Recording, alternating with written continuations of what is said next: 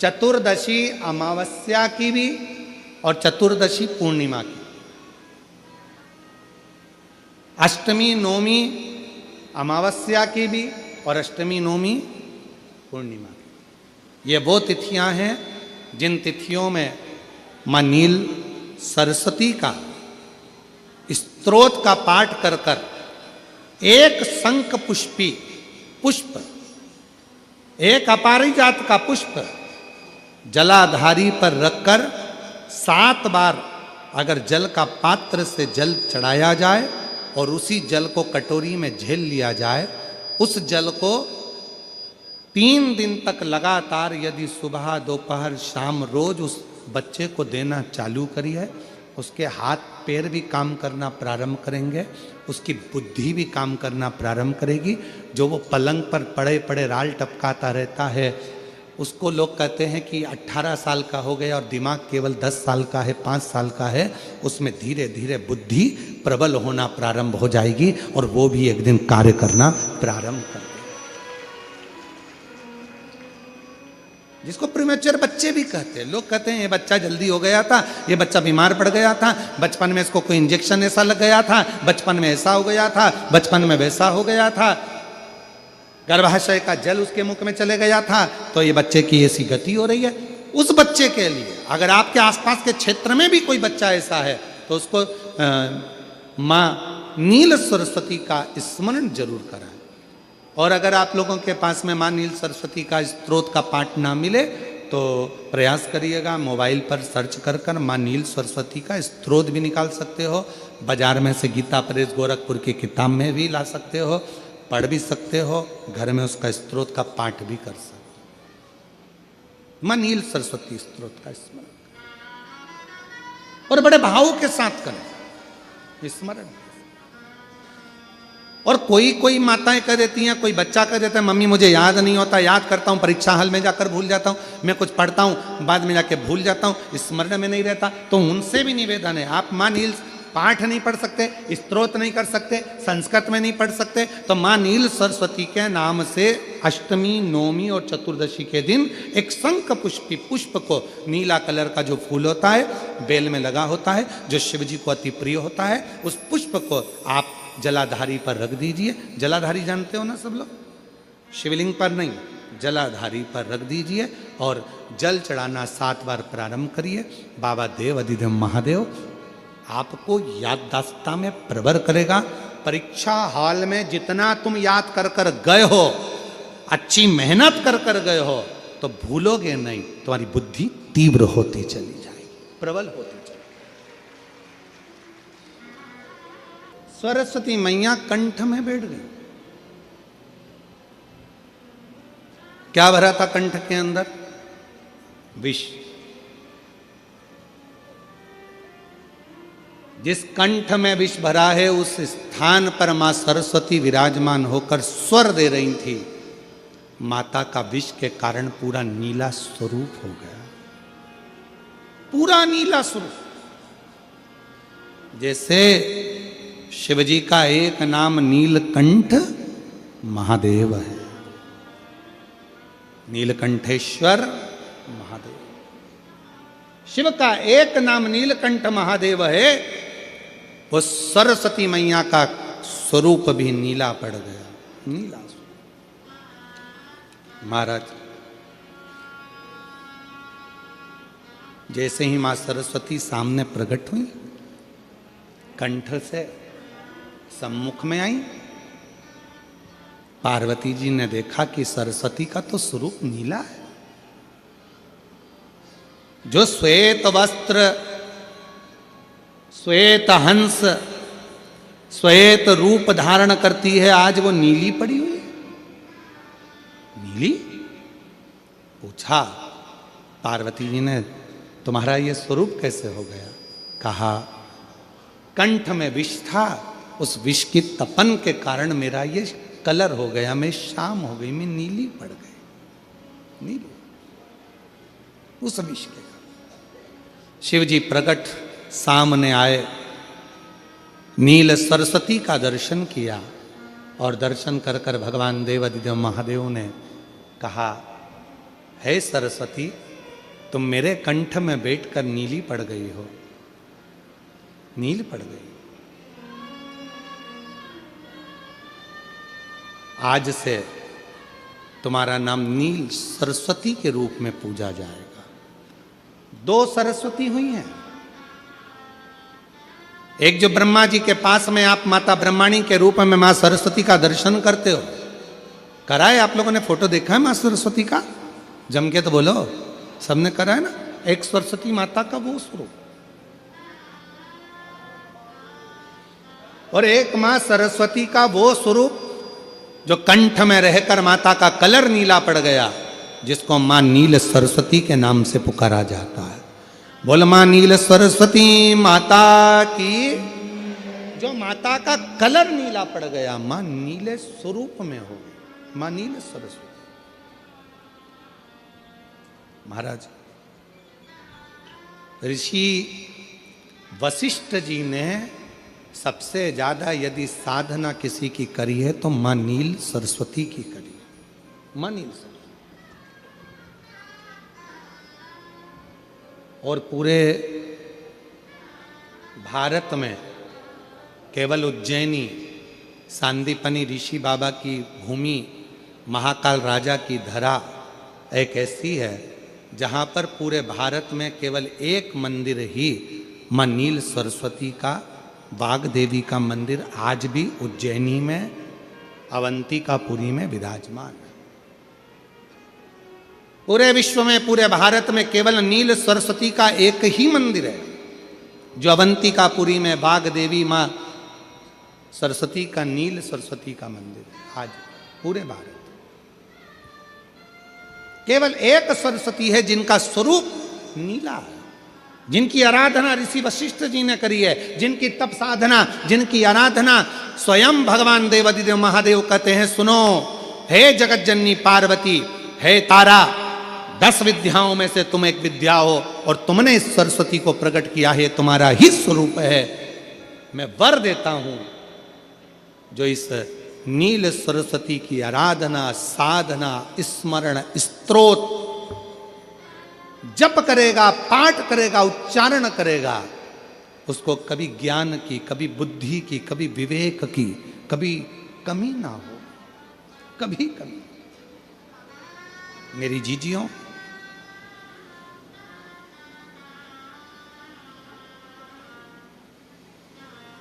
आपने कभी सुना होगा कि शिव जी को एक पुष्प बड़ा प्रिय है।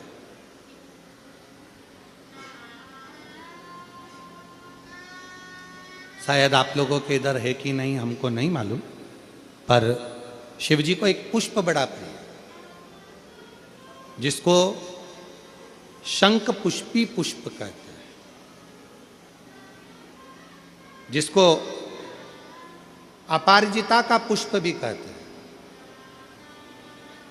आप लोगों के इधर है कि नहीं वो हमको नहीं मालूम है, पर एक बेल चलती है, उस बेल पर वो नीले कलर का पुष्प होता है, शंख जैसी उसकी आकृति होती है और नीला पुष्प होता है, नीले कलर। आप लोगों ने देखा है? किस किस ने देखा? जरा हाथ उठाओ सब लोग। देखा है मतलब रखो। आप देखा है तो फिर तो कथा आप लोगों के बुद्धि में बैठ जाएगी। लाए हो क्या? ला देव, देव देव, लाओ लाओ, देव ला।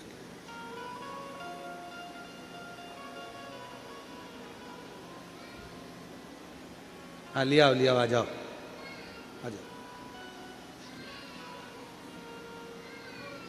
और शंभु शरणे पड़ी, मांगू घड़ी रे घड़ी, दुख काटो दया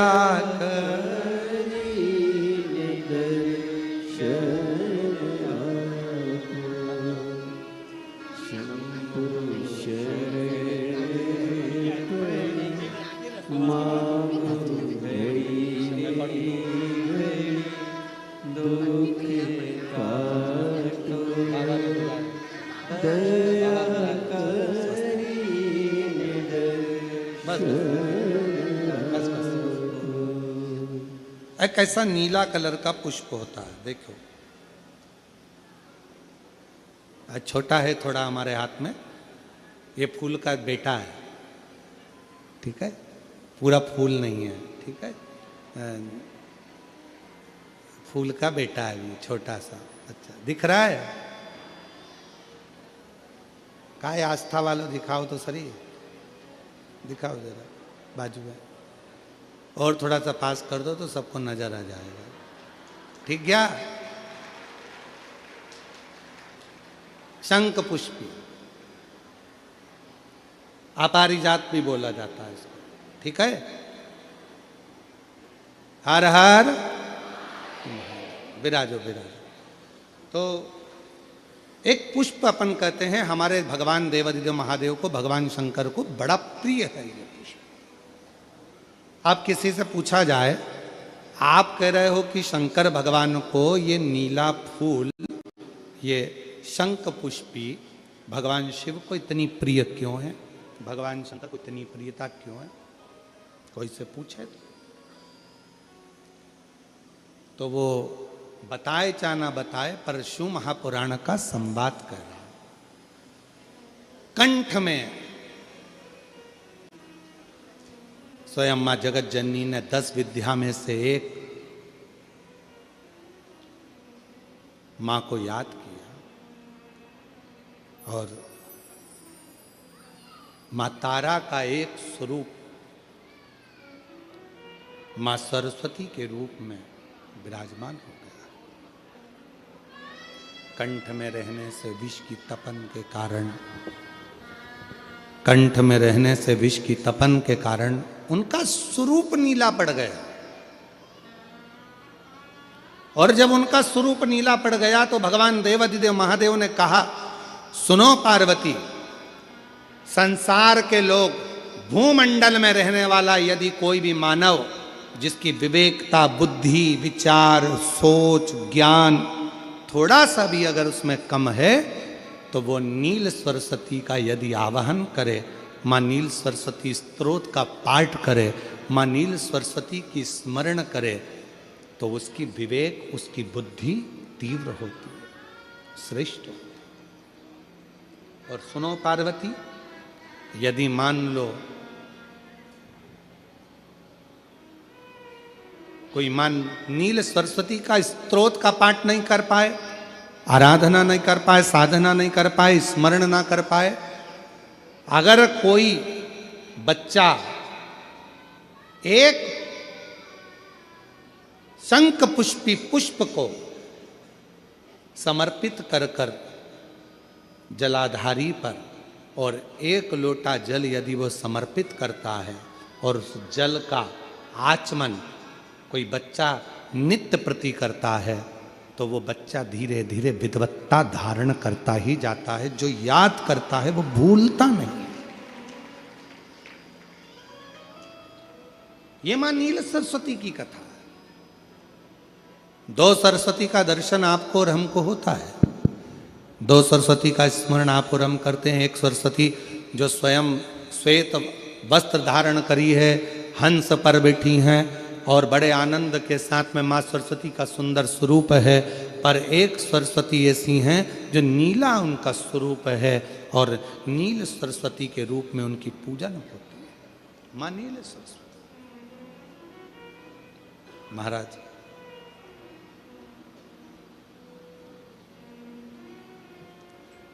जैसे कोई कोई बच्चे ऐसे होते हैं कि जन्म लेने के बाद में उनकी राल टपकती रहती है, विद्वान नहीं हो पाते, पलंग पर पड़े रहते हैं, पाँव हाथ काम नहीं करते हैं, और डॉक्टरों का इलाज चलता रहता है, पर वो रिटर्न नहीं आ रहा है।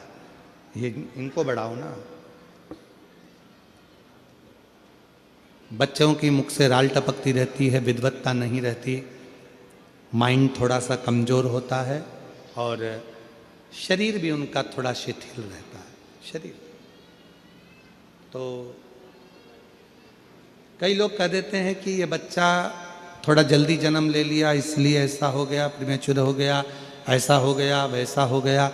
दवाइयाँ भी चलती हैं, इलाज भी चलता है, पर उसका कोई लाभ नहीं मिल पाता, और वो बच्चा पलंग पर पड़ा रहता है, राल टपकती रहती है, बुद्धि काम नहीं करती।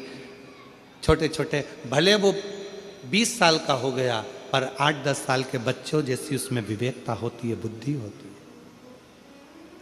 मेरा निवेदन है उन माताओं से, थोड़ी मेहनत आपको करना पड़ेगी उस बच्चे के लिए। सुंदर प्रसंग वर्णन कर रहा, माँ नील सरस्वती के भाव से शंख पुष्पी का पुष्प भगवान देवाधिदेव महादेव को समर्पित किया जाता। आगे वर्णन आया, माँ सती जो कुंभज बाबा के यहाँ कथा सुनने के लिए गई थी और शिव की परीक्षा ले लेती हैं, शिव त्याग कर देते हैं। कुंभज बाबा के आश्रम से आने के बाद में अपने ही पिता के घर में यज्ञशाला में जलकर भस्म होती हैं। हिमालय राज के घर में मैनावती जी के गर्भ से उनका प्रागट्य होता है और माँ पार्वती के रूप में अवतरित होती है। उस मंथन में निकला हुआ विष पार्वती जी कह रही हैं कि इस विष को आप पिएंगे? हाँ प्रभु, ये तो हलाहल विष है, जिसको पीना चल नहीं आ रहा है, प्रेशर नहीं आ रहा है इनमें। ये तो हलाहल विष है, इसको आप पिए।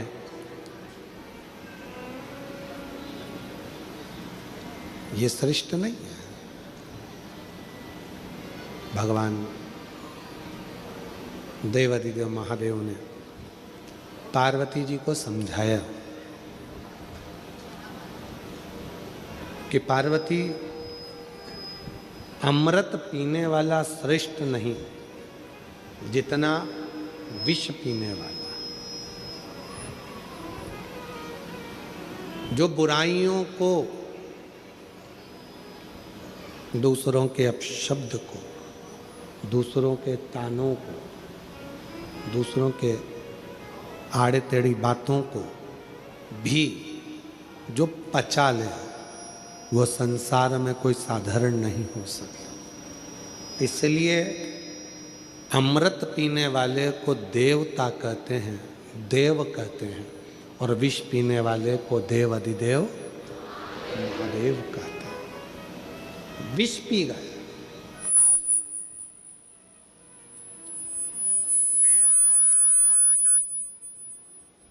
और विष भगवान देव अधिदेव महादेव ने जैसे पिया, कंठ पर वो विष आया,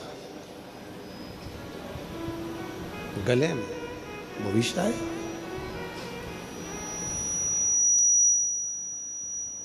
और जैसे ही कंठ पर विष आया, माँ जगत जननी पार्वती, माँ दुर्गा भवानी, माँ आद्य शक्ति, माँ पार्वती जी कंठ में जाकर उस विष को रोक ली।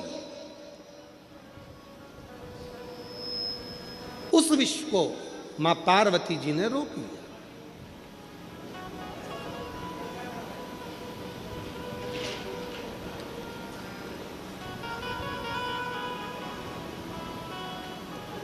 शिव उस विष के तपन से करहा रहे थे।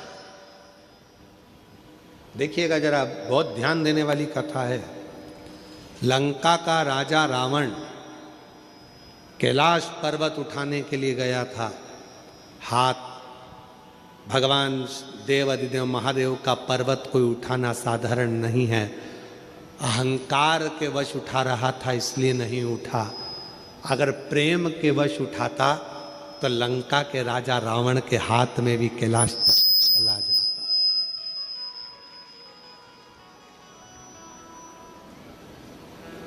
यदि प्रेम वश उठाता तो, और यदि प्रेम से लंका का राजा रावण अगर उठाता कैलाश पर्वत तो उसके हाथ में होता। पर वो पर्वत उठाते समय हाथ भगवान ने अपने पाँव का अंगूठा थोड़ा सा नीचे करा भोलेनाथ ने, और हाथ टूटने लगे, दबने लगे।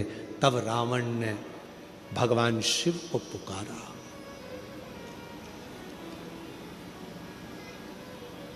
शिव को उच्चारण किया भगवान शंकर के नाम का। भगवान शंकर को जो पुकारा, स्तुति करी है शिव की कि ये मेरे हाथ टूट रहे हैं, ये मेरे हाथ दब रहे हैं।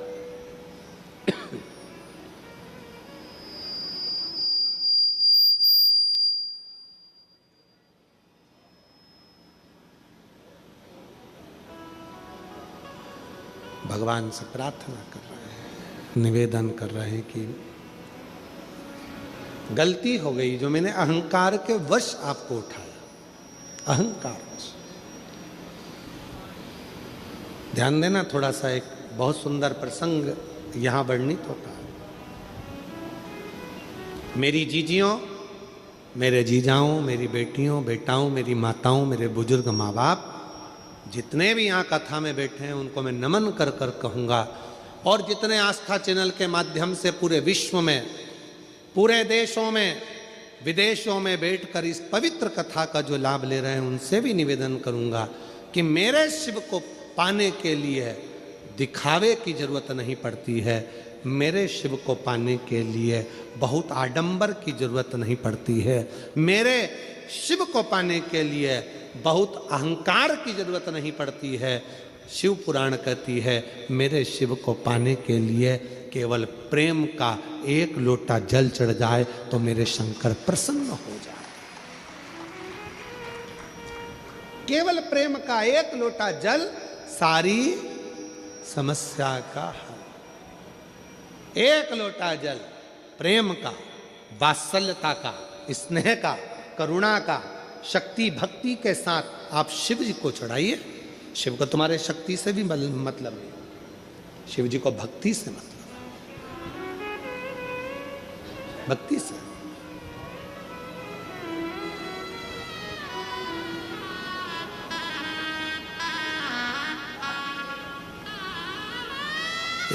एक पत्र में एक बहन जी ने लिखा है, कभी कभी हम शंकर भगवान को ब्रश से रगड़ देते हैं।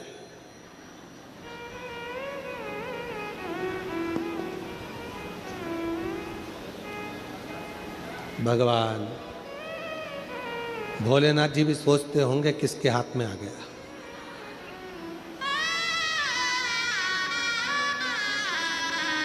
महाराज, शिव जी को ब्रश से रगड़ने की जरूरत नहीं है।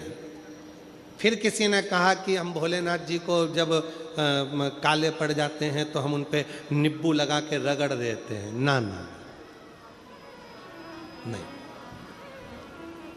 ना नींबू का रस, ना नींबू, और ना ही ब्रश, ना साबुन, ना तुम्हारा सर्फ, कुछ भी नहीं, कुछ भी नहीं। बाबा को अगर रगड़ना ही है तो हल्दी डालो, जल डालो और बाबा को अच्छे से हल्दी और चंदन से लेपन कर कर खूब रगड़ो।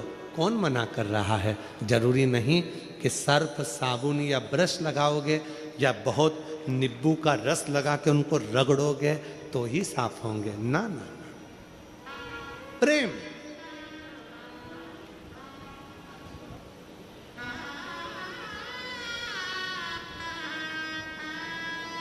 और भगत के बस में है भोलेनाथ, भगत के वश में है भोलेनाथ।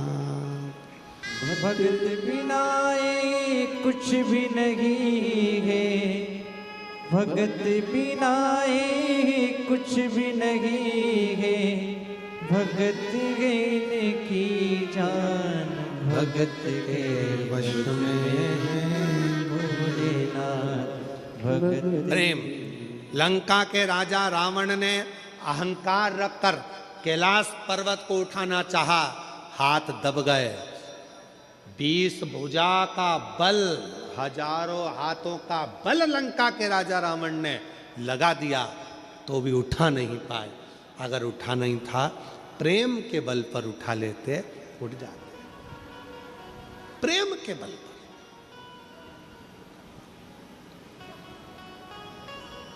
एक प्रसंग है, पहले कभी स्मरण में नहीं आया पर आज स्मरण में आया है नखपुरा में, तो बड़े सावधानी से सुनिएगा। एक बार मां आद्य शक्ति पार्वती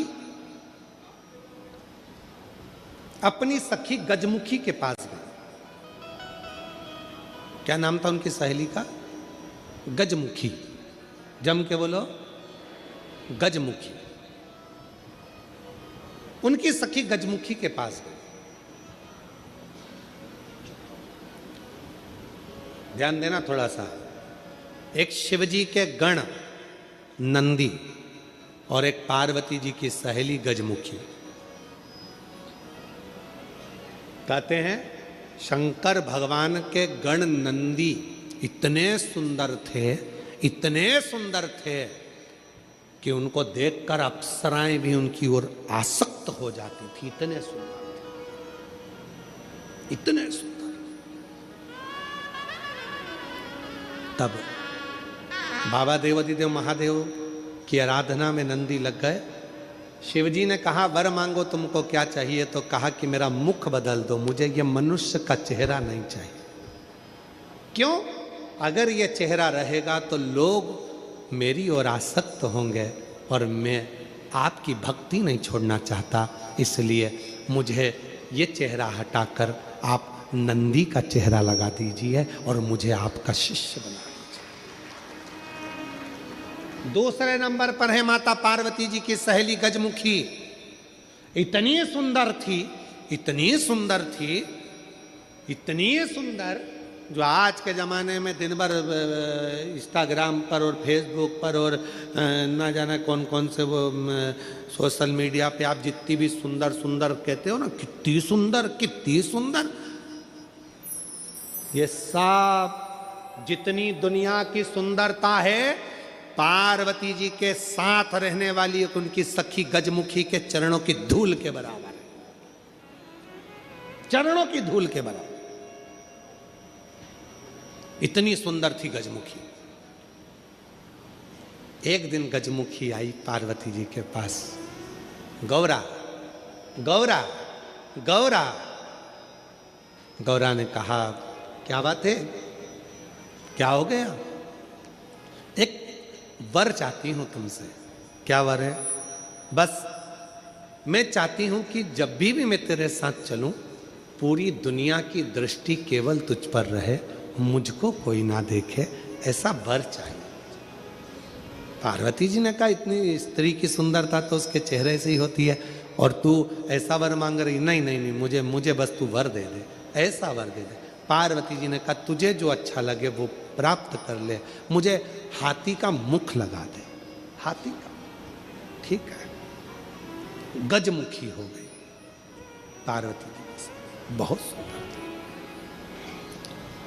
अब एक बार गजमुखी ने नंदी से संवाद कर लिया। बहुत सुंदर प्रसंग है, थोड़ा ध्यान देना। पहली बार स्मरण में आया इसलिए उसको सुनाने का मन कर गया। बहुत सुंदर प्रसंग। गजमुखी ने नंदी से एक बार संवाद कर लिया। दोनों की खींचातानी होने लगी। नंदी कहने लगे भोलेनाथ जी के भार को मैं अपने कंधे पर लेकर चलता हूँ, मेरी पीठ पर शिव और शक्ति दोनों विराजमान होते हैं, मैं उन दोनों को भ्रमण कराते रहता हूँ। देखा मुझ में बल, मैं शिव और शक्ति को अपनी पीठ पर बिठाकर घुमाता रहता हूँ। गजमुखी सुनती रही, सुनती रही। गजमुखी ने कहा रे नंदी, ये तेरा भ्रम है कि तू शिव को उठाकर लेकर जा रहा। ये तेरा भ्रम है कि शंकर भगवान तेरी पीठ पर बैठकर जा रहे हैं। शंकर भगवान को लंका का राजा रावण भी ले जाना चाहता था, पर भगवान शंकर ने अपने अंगूठे को, मात्र पांव के अंगूठे के नख को इतना सा दबाया था और रावण ने पूरा बल लगा दिया था तो नहीं उठा पाया था। जरा सोच नंदी, वो तो शंकर भगवान की कृपा है तुझ पर, इसलिए शिव जब तुझ पर बैठते हैं हल्के हो जाते हैं, इसलिए तेरे साथ चले जाते हैं। पर नंदी मानने को तैयार नहीं। जब नंदी नहीं माना तब गजमुखी ने कहा कि नंदी मेरी बात मान ले। नंदी कहते नहीं नहीं, अगर तुम कहती हो कि शिव हल्के हो जाते हैं भक्त के लिए, तो तुम ऐसा कुछ कर कर बता दो कि शंकर भगवान तुम्हारे कहने पर बैठ जाए। ठीक है, आज गजमुखी पार्वती जी की आज्ञा लेकर तब साधना में बैठ गई। शिव जी प्रसन्न हो गए। क्या बात है गजमुखी, क्या चाहती हो? इतने दिनों से तुम तप साधना कर रही हो पार्वती की, आज मेरी तप साधना? क्या हुआ? बोलो गजमुखी, क्या चाहती हो?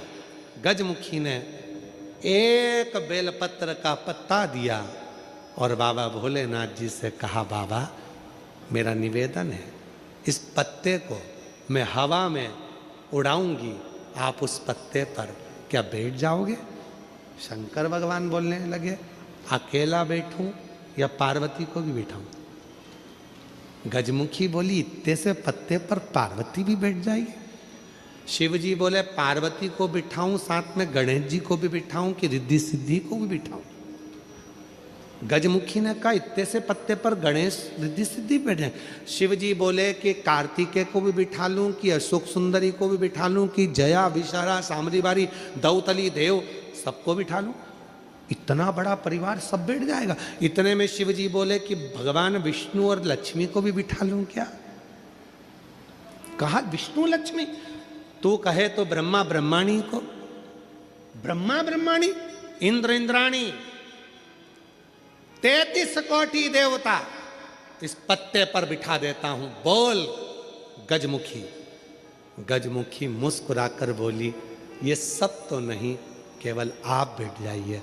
गजमुखी ने शिव नाम लेकर पत्ते को शिवलिंग पर चढ़ाने के लिए बस थोड़ा सा उसको नीचे की ओर गिराया। उतनी देर में उस पत्ते के अधर पर मेरा शंकर आकर विराजमान हो गया। मेरा शिव, मेरा शिव उस पत्ते पर आकर विराजमान। आवाज लगाई, नंदी जल्दी आओ। तुम कहते थे मुझ में बल है, मैं शिव को पीठ पर बिठाता हूं। तुमसे ज्यादा बल एक बेलपत्री के पत्ते में है, जो पूरे 33 कोटि देवता को एक पत्ते पर बिठा सकता है। एक बेलपत्र के पत्र में वो बल होता है, एक बेलपत्र के पत्ते में वो बल होता है, पूरे ब्रह्मांड को वो अपने में समेटे रहता है। तब भगवान शिव ने प्रसन्न होकर कहा, सुनो गजमुखी, आज मैं प्रसन्न हुआ, तुम्हें वर देता हूं, जब भी पृथ्वी पर मृत्युलोक में कोई पार्थिव शिवलिंग का पूजन करेगा और पार्थिव मिट्टी का जब कोई शिवलिंग बनाएगा, उस शिवलिंग को केवल थाली पर, पाटे पर या लक्कड़ पर नहीं, मेरा बेलपत्र रखकर जब उस पर कोई शिवलिंग का निर्माण करेगा, जो कामना वो चाहेगा उसकी कामना शिव उसी क्षण पूरा कर देगा, उसी क्षण पूरा। आप में से कितने लोग हैं जो पार्थिव लिंग का निर्माण करते हैं? हाथ उठाओ। करते हो सब? वैसे नहीं करते होगे तो सावन में अपन लोग सब मिलके ही करते हैं। काय में बनाते हो? पात्र में। पात्र के अंदर जब शिवलिंग का निर्माण करते हो तो सबसे पहले नीचे एक बेलपत्र रखा, रखते हो? जम के तो बोलो, रखते हो ना? बहुत जरूरी है एक बेलपत्र। क्यों? कहते हैं जब हमने शिवलिंग बना लिया, पूजन चालू कर दी, पानी डालना प्रारंभ करा, ये तो मिट्टी है, धीरे धीरे पानी चढ़ते चढ़ते गलने लगती है। जब मिट्टी गलने लगती है, शिवलिंग थोड़ा थोड़ा थोड़ा थोड़ा खंडित होने लगता है। मन में आता है कि हमने शिव जी की पूजन करी, शिवलिंग मिट्टी का था, गल रहा है। शहद चढ़ाने से, दूध चढ़ाने से, जल चढ़ाने से, अभिषेक करने से मिट्टी गलने लगी है, शिवलिंग खंडित होने लगा है। शिव महापुराण की कथा कहती है पार्थिव लिंग को, मिट्टी के शिवलिंग को जब हम बेलपत्र के ऊपर निर्माण करते हैं, पार्थिव शिवलिंग बनाकर पूजन करते हैं, तो वो मिट्टी का शिवलिंग अगर गल भी जाए, टूट भी जाए, पानी में बह भी जाए, तो याद रखना वो कभी खंडित नहीं माना जाता, वो अखंड ही माना जाता है। जब तक आपकी पूजन चलेगी तब तक वो अखंड ही माना जाएगा, जब तक उसका विसर्जन नहीं होगा। उसकी विसर्जन नहीं होगा तब तक वो अखंड कहलाएगा, अखंड।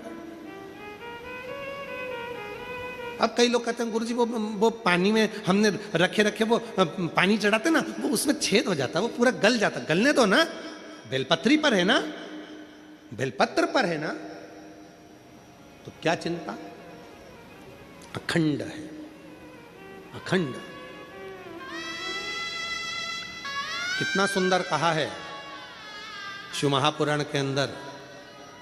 गजमुखी का चरित्र यदि पढ़ेंगे तो गजमुखी के चरित्र में वर्णन आता है, यदि मन के आनंद के लिए आपको अगर शिवजी पर बेलपत्र चढ़ाना है तो पहले जल चढ़ाएंगे, जल के बाद हम बेलपत्र चढ़ाते हैं। बोलो चढ़ाते कि नहीं चढ़ाते।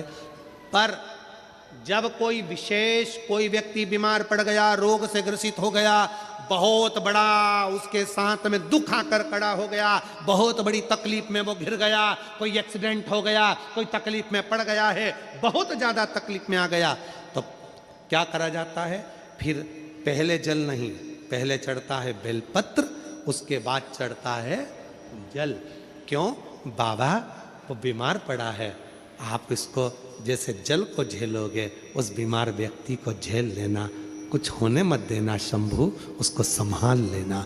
ये क्रिया तुरंत बदल जाए, तुरंत। इसका प्रमाण क्या है? एक पत्र में, एक पत्र में इसका प्रमाण देखिए।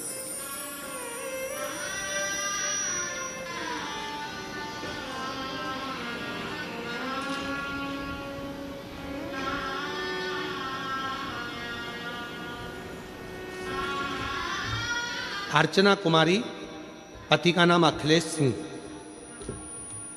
छत्तीसगढ़ पुलिस, पुत्री सुख सुंदरी अयाशी आयाशी, एड्रेस BIL रामपुर बेना, Arwal district, Arwal Bihar. Mobile number ये है। कहीं बैठे हैं?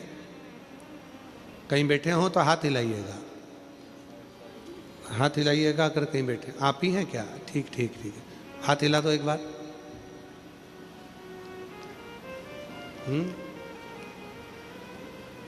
नहीं, वो नीली शर्ट में खड़े हैं, वो हैं शायद। नहीं, सामने सामने खड़े हैं, नीली शर्ट में बिल्कुल सामने।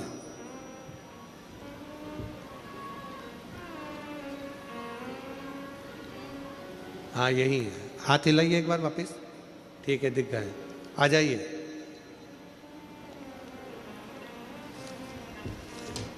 गुरुदेव 7 साल हो गए थे, मेरे घर में औलाद नहीं थी। जब संतान नहीं हुई, लोग ताना भी देते थे, अपशब्द भी कहते थे। 7 साल तक डॉक्टर ने इलाज करा, कहा कि तुम्हारी दोनों ट्यूब ब्लॉक है और दोनों ट्यूब ब्लॉक होने के कारणवश तुम्हारे यहाँ संतान का सुख नहीं है, तुम्हें IVF कराना पड़ेगा। IVF भी कराया तो भी, IVF कराने पर भी वो फेल हो गया, संतान नहीं। तब 2021 में मेरी दीदी आपकी कथा पशुपति व्रत के बारे में बताई, लेकिन मैं मजाक कर दी, ऐसी मजाक करी मैंने आपकी गुरुदेव, मैं क्षमा चाहती हूँ। सब उम्र निकल गई और तू कह रही है कि वो सियोर वाला महाराज कथा कहता है, और सुनो, लोग कहते हैं कि उनकी कथा से जो मांगो वो मिलता है। गुरुदेव आपकी बहुत खिल्ली उड़ाई, बहुत हंसी में आप पर। मेरी दीदी के कहने पर जब मैं आपके ऊपर विश्वास नहीं करी, खूब मैंने खिल्ली उड़ाई। फिर मैंने विचार करा कि मेरी दीदी बोल रही है तो एक बार करने में क्या जाता है। शिव पुराण पर भरोसा करा और भरोसा कर कर जब डॉक्टरों ने कह दिया था कि तुम्हारी दोनों ट्यूब ब्लॉक है, बच्चा नहीं हो सकता, तब पहली बार अपनी दीदी के कहने पर शिव महापुराण की कथा पंडाल में सुनी, बाबा से प्रार्थना करी कि मैं क्षमा चाहती हूँ, मैं आप पर बहुत हंसी हूँ, विश्वास नहीं कर पाई हूँ, मुझे औलाद दे दो ना बाबा। बाबा ने ऐसी कृपा करी, 29/9/2022 को बाबा की कृपा से मेरे घर में संतान की प्राप्ति हुई। मैं बाबा को प्रणाम करती हूँ। गुरुदेव, पर किस्मत किसको कहते हैं कुछ समझ नहीं आता। बाबा, घर में खुशियाँ आई थी, बाबा ने खुशियाँ दी थी 29/9/2022 को, और 13/10/2022 को मेरे पति मंत्रालय नया रायपुर राखी थाने पर ड्यूटी से वहाँ से आ रहे थे और उनका एक्सीडेंट हो गया। एक्सीडेंट हुआ, भयंकर एक्सीडेंट के कारणवश उनका ब्रेन पूरा फट गया, शरीर पूरा बेकार हो गया। उन्हें वेंटिलेटर पर डाल दिया। डॉक्टर ने कहा केवल 1% चांस हैं, मात्र 1% चांस हैं, और कहकर वेंटिलेटर पर डाल दिया। पड़े रहे, इलाज चलता रहा। मैं भी छोटी सी बच्चा कहाँ लेकर जाती। 15 दिन हुए थे बच्चे को। 15-20 दिन तक वेंटिलेटर पर पड़े रहने पर डॉक्टर ने कह दिया, इसको कब तक यहाँ रखोगे, ले जाओ, ये काम के नहीं। क्या करें? डॉक्टर से कहा आप मेहनत करो। उसी समय 9 नवंबर को आपकी कथा गुड़ियाड़ी रायपुर में थी। एक्सीडेंट के तुरंत बाद हमने सुना था कि पंडाल की मिट्टी बहुत कामगार होती है। आ गई अपने छोटे से बच्चे को लेकर, 15 दिन का बच्चा लेकर, पति का एक्सीडेंट, और डॉक्टर ने 1% चांस और कोमा में पड़ा हुआ था। पंडाल में पहुंची, कथा हो चुकी थी, वहां की मिट्टी को लेकर हॉस्पिटल गई। वहां पर पति के पास मिट्टी रखकर उसके शरीर पर लगाई। थोड़ी देर बाद कोमा में पड़े हुए पति के शरीर में हलचल उत्पन्न होना प्रारंभ हुई, और जब शरीर में हलचल हुई, 40 दिन के बाद मेरे पति, थोड़ी सी हलचल होती है, और हलचल होने के बाद धीरे धीरे शरीर काम करना प्रारंभ करा। काम करते करते बाबा, डॉक्टर भी कहते हैं कि ये व्यक्ति कोमा में ही पड़ा रहता, पूरी जिंदगी पर उठता नहीं, क्योंकि ब्रेन पूरा बेकार हो चुका था। पहला कैसे हमारी जिंदगी में जो व्यक्ति यहाँ से सही होकर जा रहा है। और गुरुदेव, बाबा की कृपा से आज मेरे बाबा ने मेरे पति को भी अच्छा कर दिया, मेरी गोदी भी भर दी, और हमने लिया था मेरा पति अच्छा हो जाए। रायपुर गुड़ियारी, दुर्ग जयंती स्टेडियम, नया रायपुर, रायपुर, येजबहार और नकपुरा, ये 5 जगह पर कथा सुनी। आज बाबा को प्रणाम करने के लिए हम आए हैं, नमन करने के लिए। विश्वास, आ जाओ। शिव भरोसा किसको कहते हैं? जिसका पति अंतिम सांसें गिन रहा हो, डॉक्टर ने कह दिया 1% चांस है, 40 दिन तक कोमा में पड़ा हो, ब्रेन खुला हो, शरीर हाथ में कोई कंपन ना हो, श्वास केवल मशीन से धड़क रहा हो, और बच्चा नहीं, गोद में 15 दिन के बच्चे को लेकर जो बिलख रही हो, उसकी दशा क्या होगी, जरा विचार करो। रोते नहीं अब, आप तो बाबा अच्छा कर दिया। अच्छा, आजा बाबू, आ जाओ।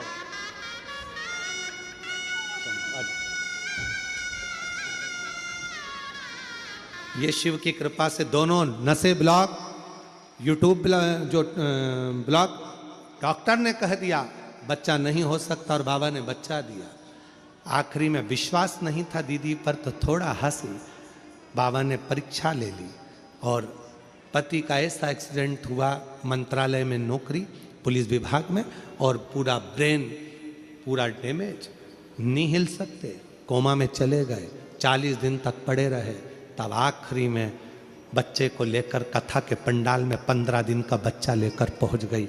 मिट्टी उठाकर पति के पलंग पर लगाई, शरीर में हलचल होना प्रारंभ हो गई, और बाबा ने आज पूरा ठीक कर कर यहाँ खड़ा कर दिया।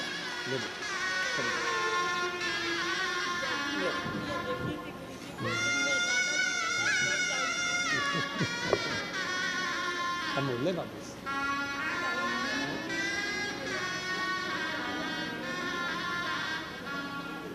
ले बेटा आ जाओ, प्रणाम। अब ठीक है, ठीक है, हाथ पर काम कर रहा है बढ़िया, ब्रेन भूखा है, ठीक है। बाबा ने इतना जिला दिया ना, बस दूसरा जीवन मिल गया, बहुत ही बाबा, ठीक है।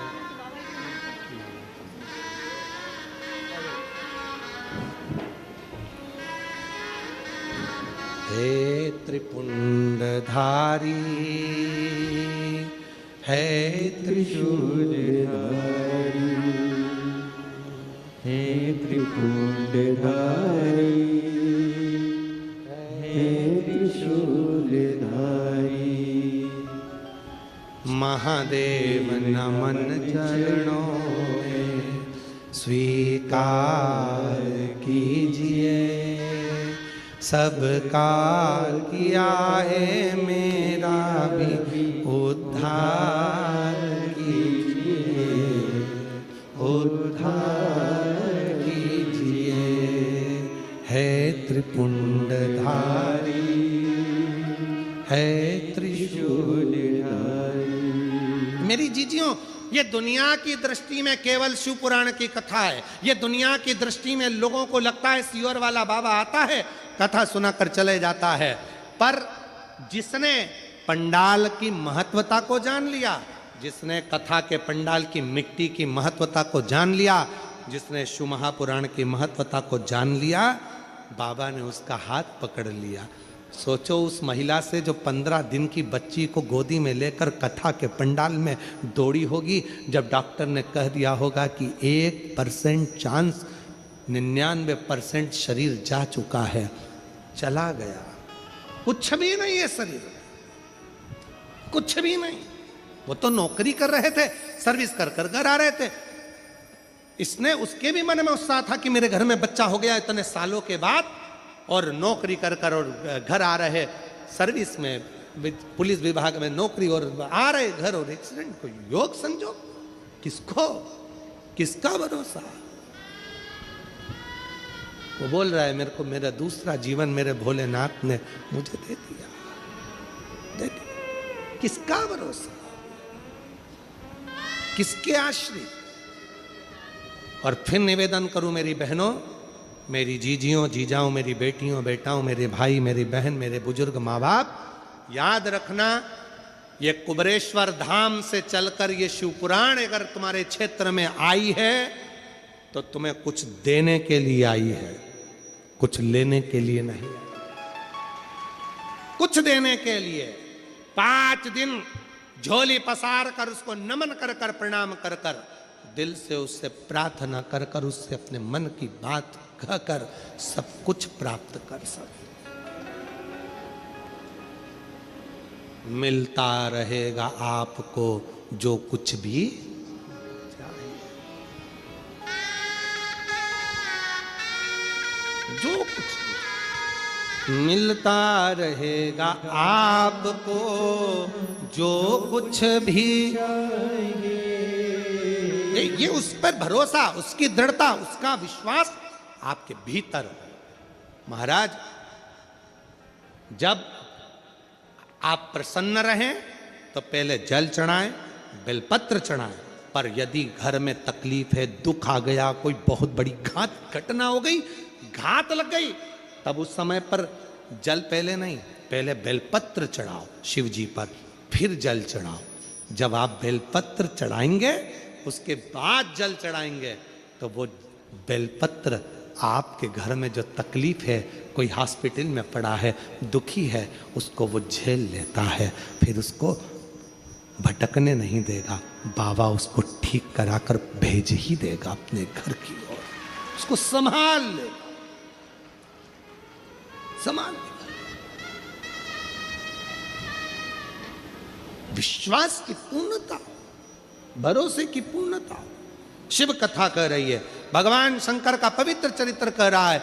भगवान गजमुखी ने एक बेलपत्र पर देवाधिदेव महादेव को विराजमान कर दिया। एक बेलपत्र की महत्वता को जो जान जाए उसकी जीवन आनंदित हो जाता है। एक बेलपत्र की महत्वता, बेलपत्र के वृक्ष के नीचे लगाया गया दीप, बेलपत्र के नीचे चढ़ाया गया जल, बेलपत्र के नीचे बैठकर चढ़े हुए जल का अपने ऊपर प्रोक्षण, बेलपत्र के वृक्ष के नीचे ब्राह्मणों का भोज, बेलपत्र के वृक्ष के नीचे बैठकर किसी सौभाग्यवती नारी को खीर का भोग, बेलपत्र के वृक्ष के नीचे बैठकर किया गया भोजन हमें अमृत की तुल्यता प्रदान कर देता है, अमृत की तुल्यता दे देता है। इसीलिए कुबेरेश्वर धाम पर आने वाले, सीहोर कुबेर भंडारी के दरवाजे पर आने वाले जितने शिव भक्त होते हैं, जहां पीछे की ओर बेलपत्र की वाटिका है, जहां पर 11-21 पेड़ बेलपत्र के बहुत आनंद के साथ लगे हैं, उसके नज़दीक में बैठकर लोग अपना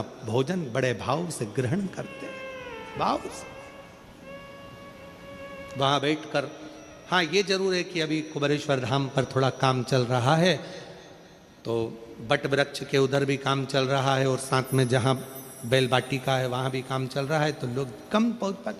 पर आने वाले समय में जब आप लोग कुबेर भंडारी के दरवाजे पर सीहोर पहुँचेंगे, तो जो बरसों 500-600 साल पुराना जो बट वृक्ष है उसका जब दर्शन करेंगे, बेल वृक्ष का वाटिका का दर्शन करेंगे, तुमरू का कॉरिडोर का दर्शन करेंगे, तो जीवन का एक आनंद आपको प्राप्त हो, आनंद। और हम आज प्रयास करेंगे, आज शाम को हम अगर फ्री रहेंगे तो शिव महापुराण में जहाँ पर बेल की इतनी महत्वता लिखी है कि बेलपत्र को चढ़ाने से, बेलपत्र के नीचे जल का प्रोक्षण करने से, बेलपत्र के पेड़ के नीचे जल चढ़ाने से, दीप लगाने से क्या क्या फल प्राप्त होता है, आज अगर होगा तो हम अपने YouTube पर भी उसको अवश्य पूरी पुराण में उसको पढ़ते हुए, दिखाते हुए उसका पूरा वर्णन करेंगे और आप लोगों को वो सोशल मीडिया से पहुँचे, प्रयास करें दिखाने का। शिव तत्व है, उसको समझो।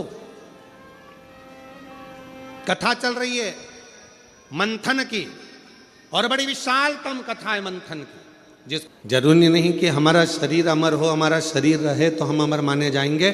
शिव महापुराण की कथा कहती है अगर अमर होना है तो उसके 4 तरीके बताए गए, उन 4 तरीकों में से कोई एक तरीका आपकी जिंदगी में उतार लो, आप अमर हो गए। कौन कौन अमर होना चाहता है? जम के तो बोलो, सब होना चाहते हो ना अमर? हम भी अमर होना चाहते हैं, ठीक है। 4 तरीके में से कोई सा भी एक तरीका अपनाना है जिससे आप और हम अमर हो जाएं। पहला तरीका अपनाने के लिए तैयार हो जाओ, अपनी जिंदगी में एक वृक्ष, एक पेड़ जरूर लगाओ, आप चले भी जाओगे तो वह पेड़ अमर रहेगा। अमर होने के 4 तरीके बताए हैं। पहले नंबर का है वृक्षारोपण। अपने नज़दीक में, अपने करीब में कोई अच्छी जगह पर एक वृक्ष लगाओ, उस वृक्ष की परवरिश करो और उस परवरिश को कर कर उस वृक्ष को लगाकर बड़ा करो। हम रहें चाहे ना रहें, वो पेड़ जब तक पृथ्वी पर रहेगा दूसरे को छाया देता रहेगा। लोग तुम्हें याद करते रहेंगे कि हमारे काका जी ने ये पेड़ लगाया था। ये अमर होने का तरीका है।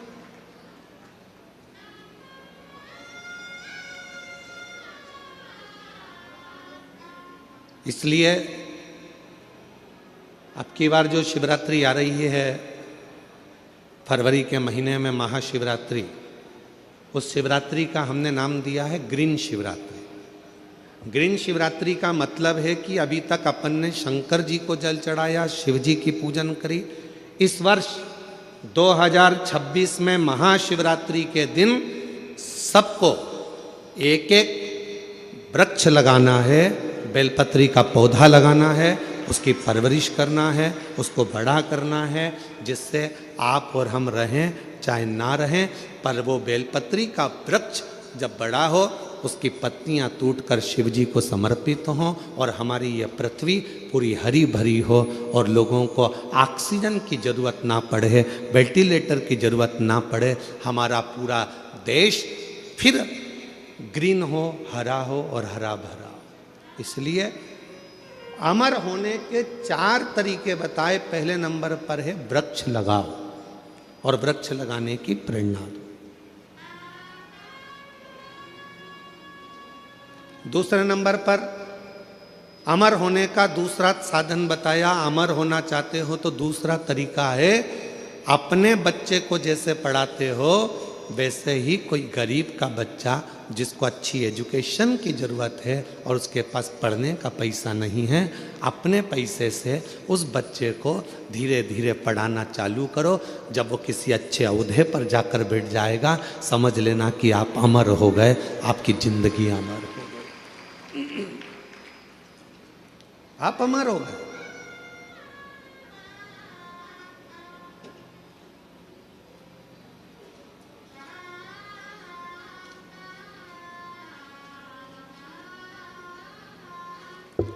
तुम्हारे मरने के बाद चौराहे पर तुम्हारा पुतला लगे चाहे ना लगे, तुम्हारे मरने के बाद घर के लोग तुम्हारा पुतला तुम्हारी जमीन पे लगाएं ना लगाएं, तुम्हारे मरने के बाद तुम्हारे घर के लोग तुम्हारा फोटो लगाएं चाहे ना लगाएं, पर अपने जीते जी ऐसा कर्म कर कर जाना कि मरने के बाद भी लोगों के दिल में तुम्हारी जगह बनी रहे, तो अमरता।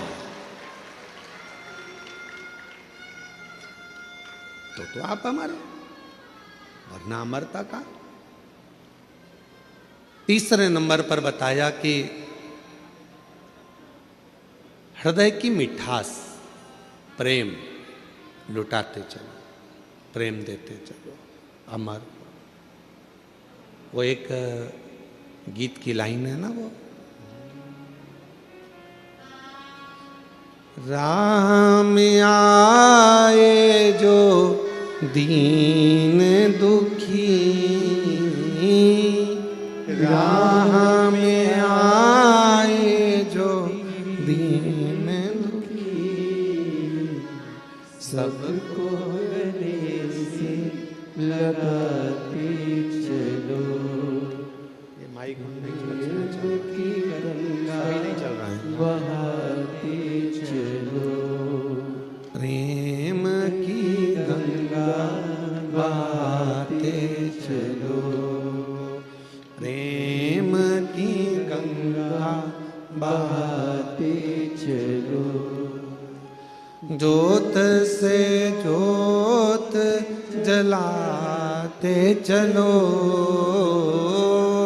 ज्योत से ज्योत जगाते चलो, प्रेम की गंगा बहाते चलो, प्रेम की गंगा बहाते चलो। राह में आए जो दीन दुखी, राह में आए जो दीन दुखी, सबको गले से लगाते चलो, सबको गले से लगाते चलो।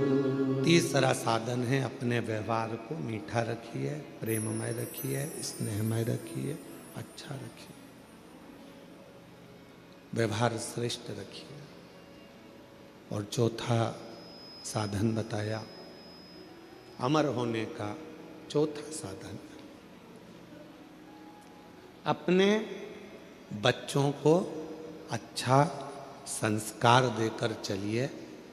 जब वो बच्चे अपने संस्कारों में ढल जाएंगे तो समझ लेना कि आप अमर हो गए, आपके बच्चों के संस्कार के रूप में।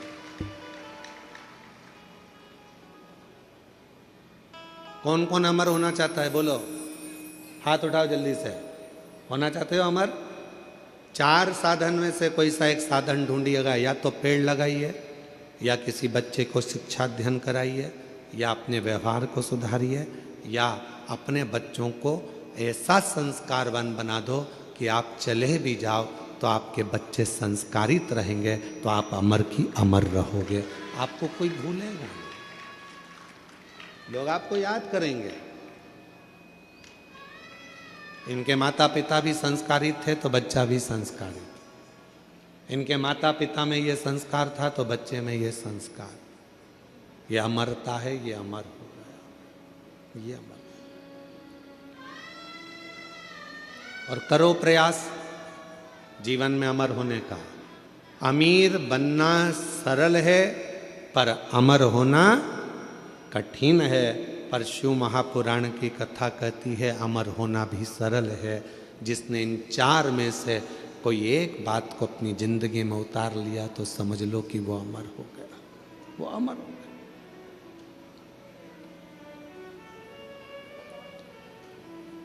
अच्छा करते चलो।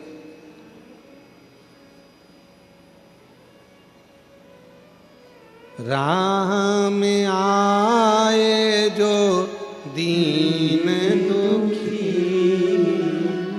राह में आए जो दीन दुखी, सबको गले से लगाते चलो, सबको गले से लगाते चलो।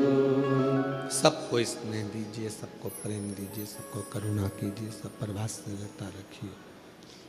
जब सब पर प्रेम होगा, सब पर वात्सल्यता होगी, करुणता होगी, तो आप अमर होते चले जाओगे। मेरे देवाधिदेव महादेव ने माँ पार्वती जी को कौन सी कथा सुनाई थी? जम के बोलो, अमर कथा। कहां सुनाई थी? अमरनाथ की गुफा।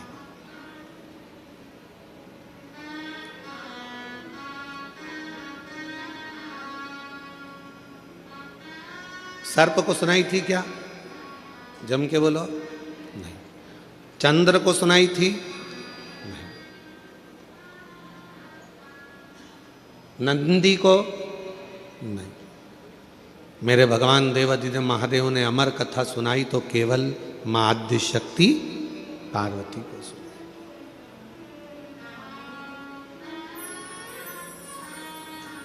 क्यों सुनाई? किस लिए सुनाई? क्या कारण पड़ गया था जो पार्वती को अमर कथा सुनाना पड़ी?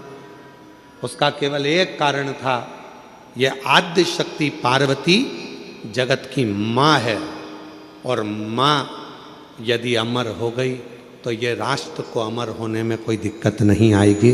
संपूर्ण विश्व अमर हो जाएगा, संपूर्ण विश्व। कथा सुन, और अमर कथा क्या? कौन सी अमर कथा? जिस अमर कथा को सुनने के लिए स्वयं देवता भी ललायित थे, जिस अमर कथा को सुनने के लिए संपूर्ण ब्रह्मांड के जितने भी देवी देवता हैं वो ललायित थे, उस अमर कथा को केवल भगवान देवाधिदेव महादेव माता पार्वती को श्रवण कराते हैं। केवल मां जगत जननी को, अंबा को श्रवण कराते हैं। किस लिए?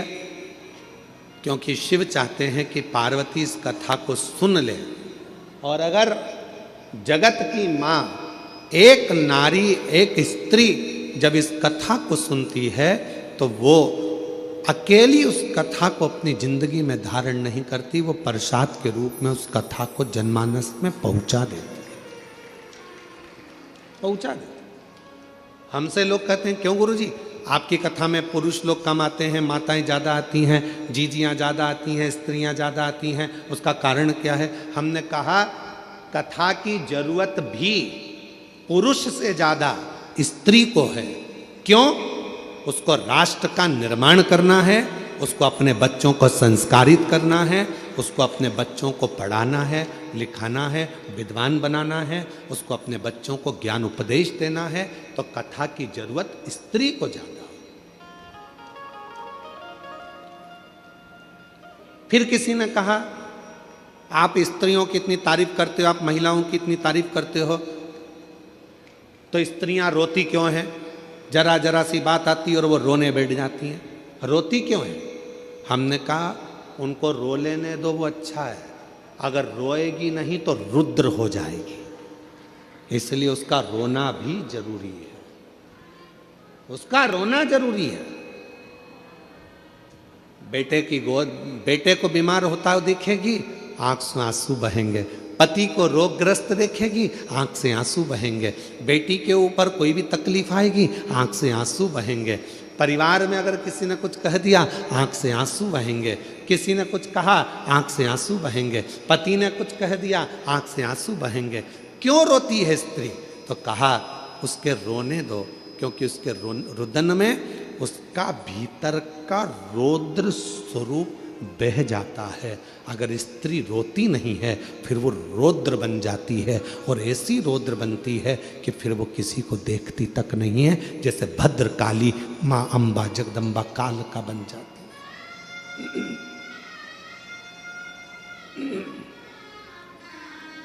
फिर वो भद्र काली बन गई, वो काल का बन गई।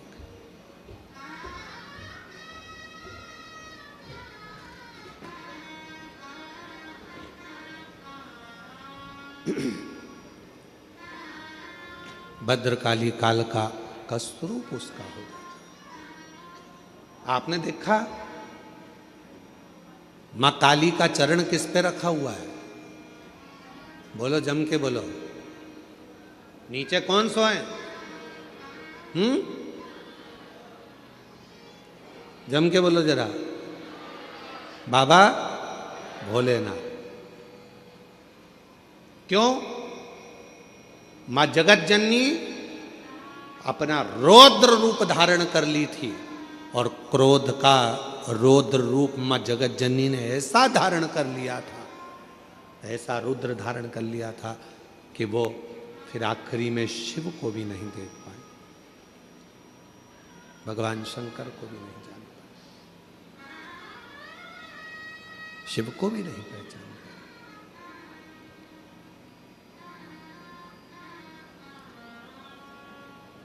तो अमर कथा पार्वती जी को, अमर कथा केवल जगत जननी जगदम्बा अम्बा पार्वती को सुनाई दी। हाँ, कथा एक स्त्री के जीवन में जब आती है तो वो कथा को जनमानस को परोस देती है, परोस।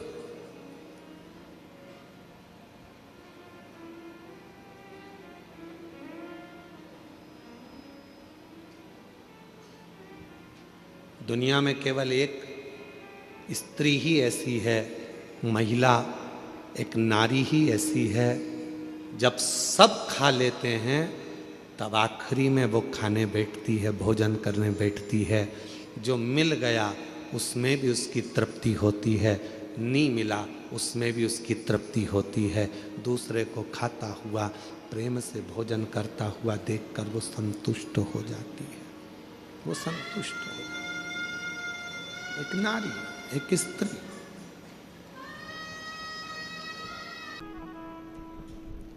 दो क्षण की शिव पुराण की कथा सुनकर उसके प्राण चले। शरीर में तप, कष्ट था, रोग था, तपन थी, बुखार था, छूट गए प्राण। एक बेलपत्री के वृक्ष के नीचे एक बेलपत्र का पौधा हमारे घर से 5 दोषों को समाप्त कर देता। जरा ध्यान देना शिव पुराण की ओर। बेलपत्र का पौधा जिसके घर में होता है 5 दोष समाप्त कर देता है। पहला, वास्तु दोष को बेलपत्र का पौधा समाप्त कर देता है। दूसरा, पितृदोष को, वास्तु दोष, पितृदोष को बेलपत्र का पौधा समाप्त कर देता है। तीसरे नंबर पर काल सर्प दोष को बेलपत्र का पौधा समाप्त कर देता है।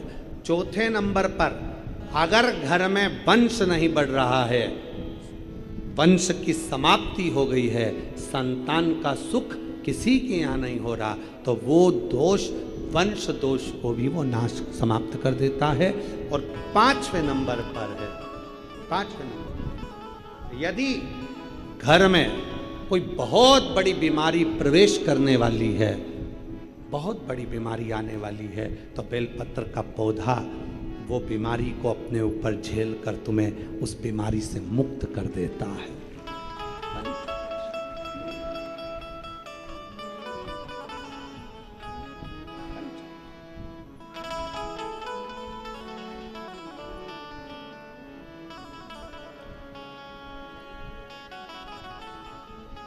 बेलपत्र का पौधा कई दोषों के निवारण के लिए मूल होता है। इसीलिए कहते हैं जब कोई बहुत तकलीफ में आ जाओ, बहुत कष्ट में आ जाओ, बहुत परेशानी में आ जाओ, हर तरह से जब लगने लगे कि हर तरह से कोई सुख नजर ही नहीं आ रहा, कोई रास्ता ही नहीं, एक पत्र है।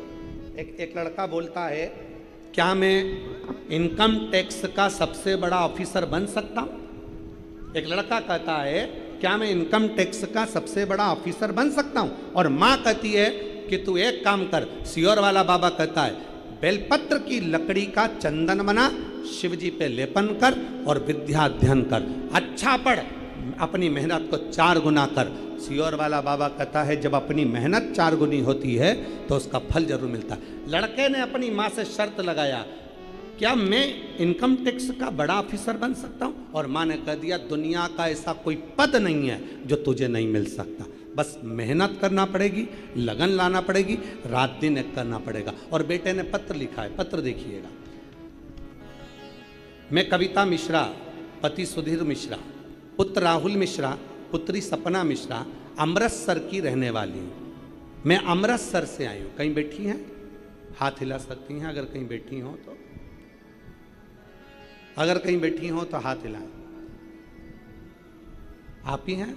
आ जाइए, एक बार वापिस हाथ हिलाओ। हाँ, आ जाओ, आ जाइए। गुरुजी, मैं अमृतसर की रहने वाली हूँ। कई सालों से हम लोग अमृतसर में ही शिफ्ट हैं, अमृतसर ही रहते हैं। बाबा, मेरा बेटा सरकारी नौकरी की तैयारी कर रहा, पर हमेशा 1-2 नंबर से रह जाता। वो बहुत दुखी और उदास रहता। फिर एक दिन मेरी बहन ने आपकी कथा सुनने को कहा।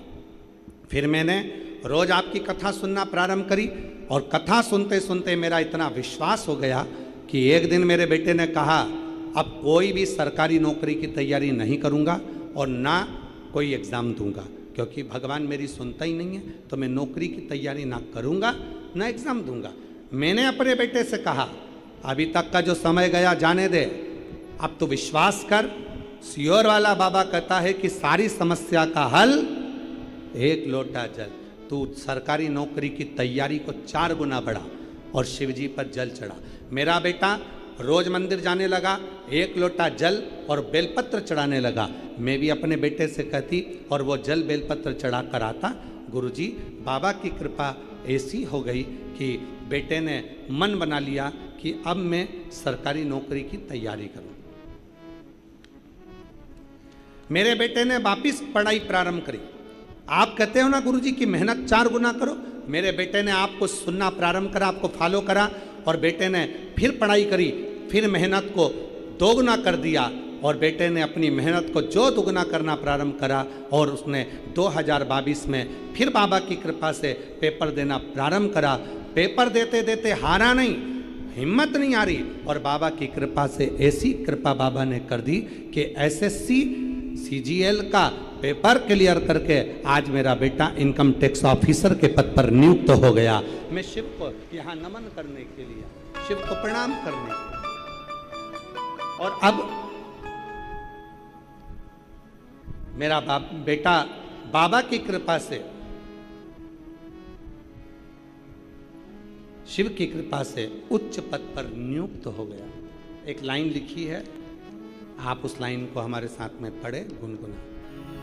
करता करे ना कर सके, शिव करे सो हो। 3 लोक 9 खंड में शिव से बड़ा न कोई। शिव जो करे ऐसा कौन सा कर्म?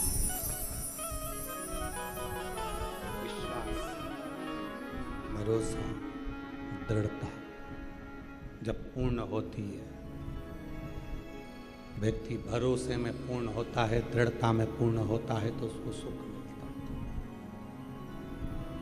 भरोसा दृढ़ हो, विश्वास दृढ़ हो, तब तपाती हुई गर्मी है।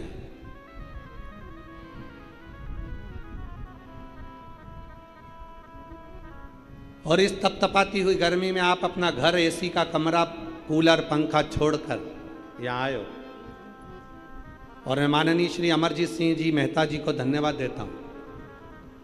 हमने बहुत सारी कथाएं करी हैं, पर इतने सारे कूलर की व्यवस्था किसी कथा में नहीं हुई जो तुमने इस कथा में इतने लाइन से कूलर लगा दिए, इतनी सुंदर व्यवस्था आपने कर। एक बार श्री अमरजीत सिंह जी के लिए जोरदार ताली का नाद करिए। साधु था, बहुत सारा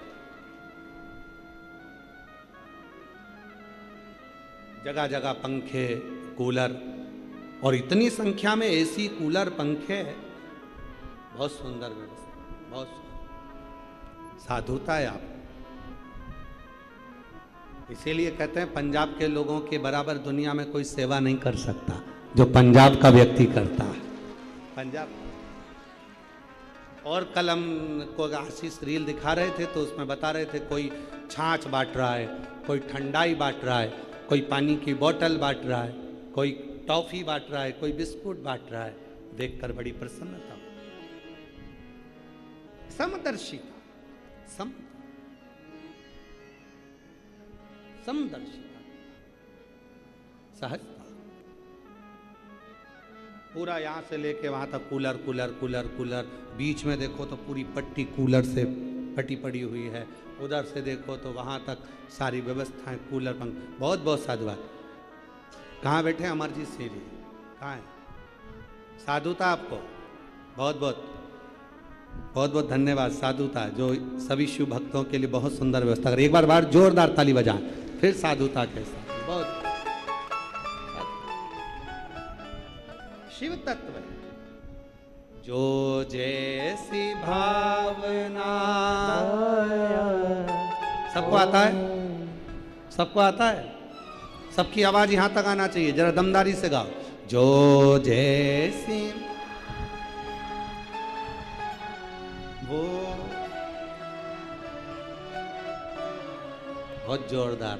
नहीं खाली उसे लौटाया, वो मन ही मन हर्षाया, और कर दिया माला माल काशी वाले ने, लुटा दिया भंडार काशी वाले ने, लुटा दिया भंडार काशी वाले ने, कर दिया माला माल काशी वाले ने।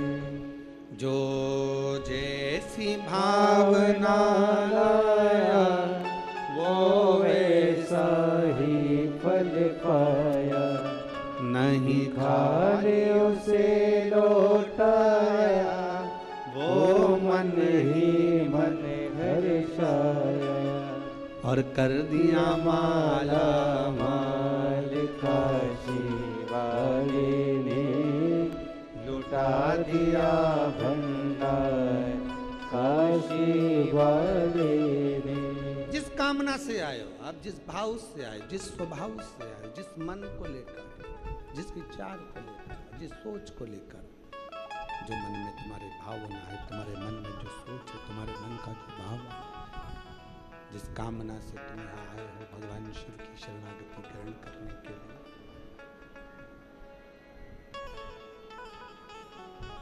जो मांगोगे वो दिए बिगर भेजने वाला नहीं। जो इसको शिव पुराण की केवल कथा मत समझना कि सुनी और चल दिए। ना ना ना, कथा पूरी होते ही जब आरती हो, आरती होने के बाद जहाँ बैठे हो वहीं की मिट्टी को नमन करना, हृदय से लगाना, अपने मन की कामना करना, फिर अपने घर की ओर जाना। फिर मेरा बाबा क्या क्या देता है वो वही जान सकता है। हृदय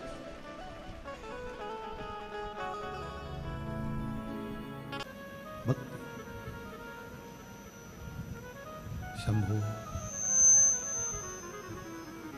एक विश्वास, एक भरोसा, एक दृढ़ता हमें प्रभु के करीब में लेकर जाए। एक कथा आती है बड़ी सुंदर।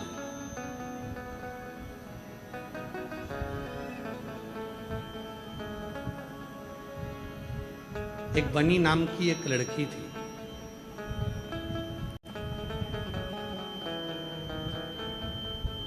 घर में रहती,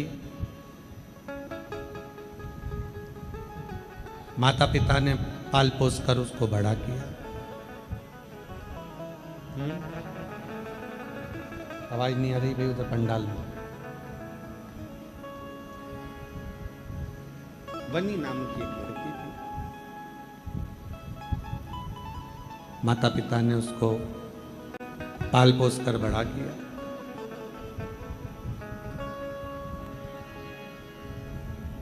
एक दिन बनी के मन में आया, बनी की चित्तवृत्ति में आया, बनी के मन में आया, बनी के विचारों में आया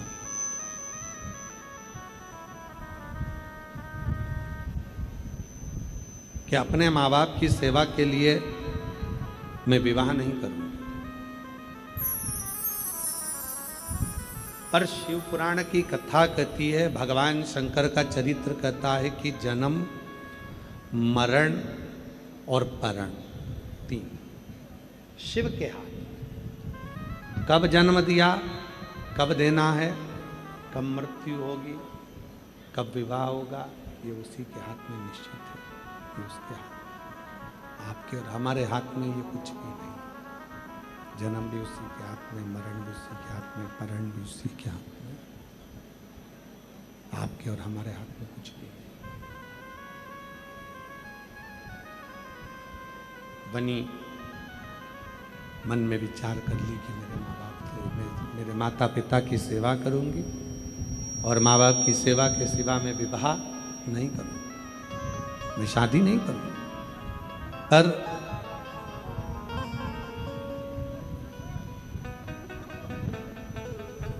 माँ शिवालय जाती है, माँ शंकर के मंदिर जाती है, भगवान शंकर की साधना करती है, आराधना करती है, विनती करती है, शिव जी को एक लोटा जल समर्पित करती है और भगवान शिव से केवल एक ही वर मांगती है कि मेरी बेटी की शादी हो और ऐसे घर में हो जहां मेरी बेटी सुखी हो। समय आया, बनी का विवाह एक सुंदर वर के साथ हो गया। बनी ने एक दिन अपनी माँ से कहा कि माँ, मैं भी मंदिर जाती हूँ और तू भी मंदिर जाती है, मैं भी भोलेनाथ जी से मांगती हूँ और तू भी भोलेनाथ जी से मांगती है, मैं भी विनय करती हूँ, तू भी विनय करती है, पर शिवजी ने, मैंने मांगा था कि मेरा विवाह ना हो और मैं अपने माँ बाप की सेवा करूँ, और तूने मांगा कि मेरी शादी हो जाए और तेरी बात पूरी हो गई और मेरी बात ना हुई। माँ ने जो कहा वो स्मरण करिएगा जरा। माँ कहती अपनी बेटी से, बेटी सुनो, ऐसा नहीं है, शिव जी को किसी भी भाव से रिझाओगे, भगवान शंकर को किसी भी भाव से रिझाओगे, भगवान शंकर को किसी भी भाव से कहोगे, प्रार्थना करो।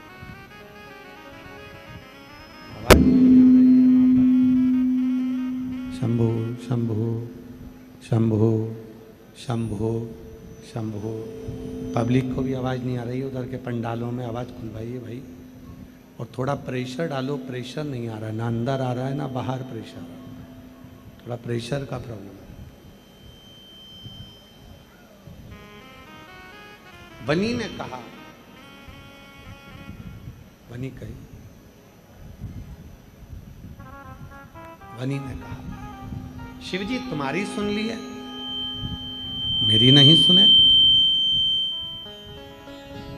मेरा नहीं सुनता। कहा बेटा, शिवजी ने तुम्हारी भी सुनी और शिवजी ने हमारी भी सुनी। ऐसा नहीं है कि शिवजी ने तुम्हारी नहीं सुनी है या हमारी नहीं सुनी है, दोनों की शिवजी ने सुनी। भगवान उगड़दानी ने तुम्हारी भी सुनी और हमारी भी सुनी, दोनों की सुनी।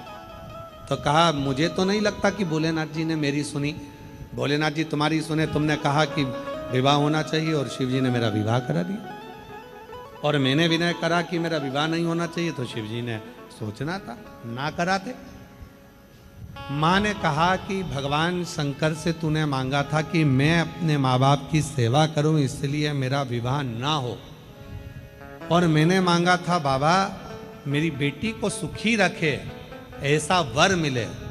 अब बेटी सुखी कब रहेगी कि उसकी माँ बाप अकेली बेटी है और माँ बाप सुखी होंगे तो बेटी भी सुखी होगी। तो मैंने केवल इतना मांगा कि मेरी बेटी सुखी रहे, ऐसा उसको वर मिले। और शिव जी ने मेरी सुन ली। अब मुझे जो वर मिला है वो मुझे भी सुख देगा और तुझे भी सुख देगा, माता पिता को भी श्रेष्ठ रखेगा और हमको भी श्रेष्ठ रखेगा। जरूरी नहीं दामाद केवल दामाद, दामाद केवल दामाद, जरूरी है कि वो दामाद पुत्र के रूप में भी तो एक दामाद बेटा भी होगा, पुत्र रूप में भी होगा।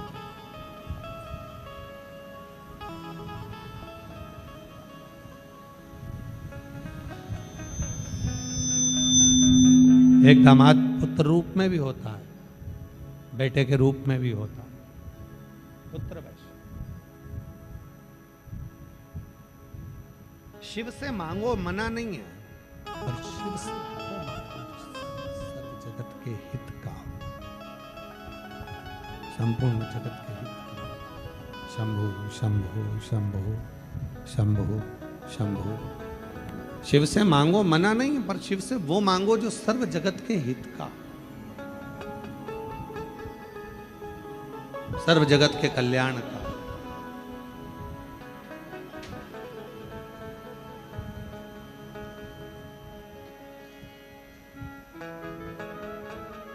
और मेरे भोले तेरा सहारा है,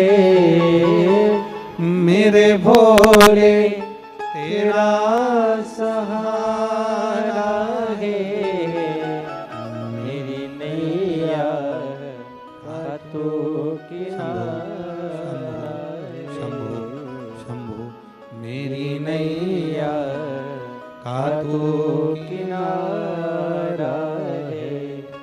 मेरे बाबा तुझे पुकारा है, मेरे बाबा तुझे पुकारा है, मेरी नैया का तू किनारा है, मेरी नैया का तू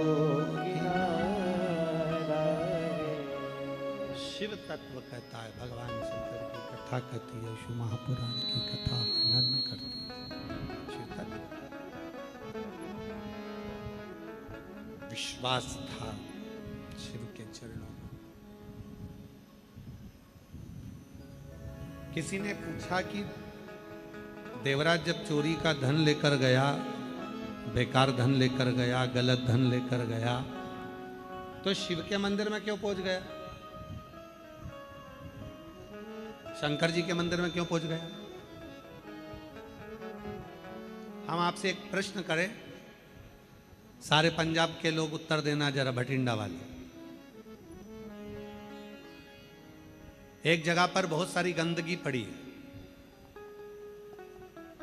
बहुत गंदा पड़ा हुआ है। आप उसे देखोगे कि आंखें फेर लोगे? जम के तो बोलो, आंखें फेर लोगे, देखोगे नहीं?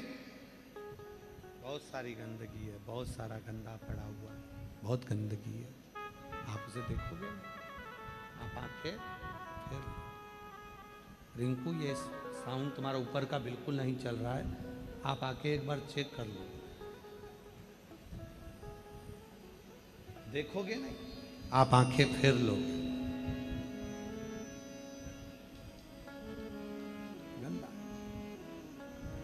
गंदे पर तुम्हारी दृष्टि नहीं जाएगी, तुम उसको देखकर आंखें बंद कर लोगे, आंखें फेर लोगे। पर यदि सोने जैसी कोई चीज पड़ी है ना, चांदी जैसी कोई चीज पड़ी है, कोई हीरे जैसी चीज पड़ी है, या 500 का नोट पड़ा है ना, तो तुम उसको ध्यान लगाकर देखोगे, सोना ही है कि और कुछ है, चांदी है कि और कुछ है। 500 का नोट है कि और कुछ। ध्यान लगा कर देखोगे उसको, ध्यान लगा। बस जैसे तुम हो वैसे मेरे देव अधिदेव महादेव है। मेरे महादेव, संसार का आदमी मनुष्य कितना भी पापी क्यों ना है, कितना गंदा क्यों ना है, मेरा शंकर तुम्हारी गंदगी को नहीं देखता। मेरा शंकर तुम्हारी अच्छाइयों को देखता है, तुम्हारी श्रेष्ठता को देखता है। मेरा शिव तुम्हारी गंदगी नहीं देखेगा, मेरा शंकर तुम्हारी गंदगी नहीं देखेगा, तुम्हारी अच्छाइयों को देखेगा। मेरा शंकर तुम्हारी अच्छाइयों। देवराज ब्राह्मण ने चोरी का धन लिया, देवराज ब्राह्मण चोरी का धन लेकर चला, देवराज ब्राह्मण चोरी का सामान लेकर चला, चोरी का धन लेकर देवराज ब्राह्मण चला। पर शिवजी ने वो चोरी का धन नहीं देखा।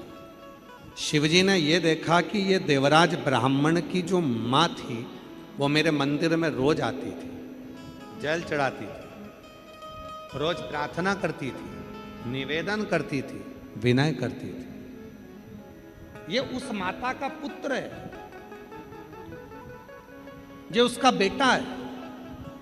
एक बात हमने कथा में कही थी, आप लोगों ने श्रवण करी होगी, आपके चित्त में, आपके हृदय में, आपके स्मरण में रही होगी कि घर की स्त्री जब शिवजी को जल चढ़ाती है तो अपने ससुराल और अपने मायके दोनों पक्ष की 71 पीढ़ियों को पार उतार देती है।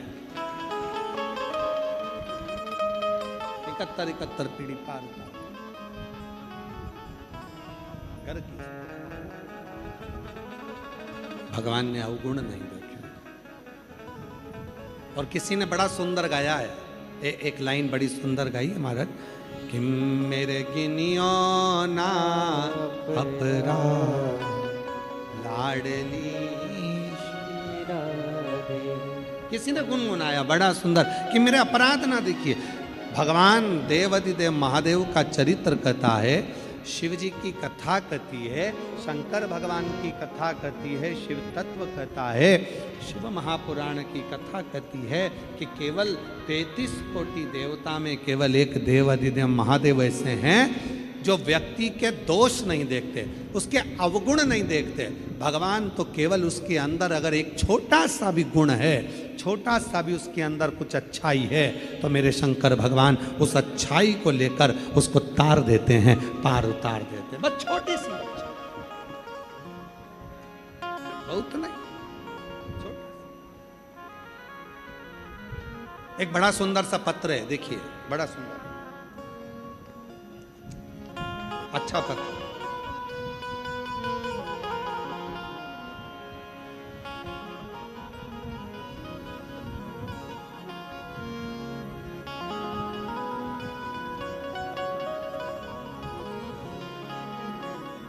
मैं सुशीला देवी जांगीड़, पति राकेश जी जांगीड़, फतेहपुर शेखावटी, जिला सीकर, राजस्थान से आई हूँ। कहीं बैठी हो तो हाथ हिलाइएगा, अगर कहीं बैठी हो तो हाथ हिलाएं। मैं सुशीला देवी जांगीड़, पति राकेश जी जांगीड़, फतेहपुर शेखावटी, जिला सीकर, राजस्थान से आई हूँ। कहीं बैठी हो तो हाथ हिला सकती हैं, और अगर कहीं बैठी हो तो बेलपत्र लेने के लिए आ सकती हैं। एक लोटे जल का क्या वर्णन करूं। मैं सन 2021 से आस्था चैनल पर आपकी कथा सुन रही हूँ, तब से मुझे बाबा की कथा पर भरोसा है। कथा सुनने के बाद मेरे भोलेनाथ की कृपा ऐसी बनी कि मेरे बड़े बेटे की 3 जगह से सरकारी नौकरी पक्की होने के आर्डर आए। आज मेरे बेटे ने एक नौकरी को सुना और मेरा बेटा केंद्रीय सचिवालय दिल्ली में ऑफिसर के पद पर नियुक्त हो गया। मैं बाबा को धन्यवाद देती हूँ। बाबा, इसी भटिंडा की कथा में मैं पहले आई हूँ और बाबा से विनय कर कर गई थी कि मेरे 2 बेटे हैं, दोनों की जिस दिन सरकारी नौकरी हो जाएगी फिर वापस भटिंडा आऊँगी और प्रणाम कर कर जाऊँगी। एक बेटे की मेरा केंद्रीय सचिवालय दिल्ली में ऑफिसर के पद पर हो गया और छोटा बेटा रतलाम में आँखों का डॉक्टर बन गया। मैं बाबा को यहाँ नमन करने के लिए आई हूँ, प्रणाम करने के लिए आई हूँ। एक पत्र और बड़ा सुंदर है, देखिए।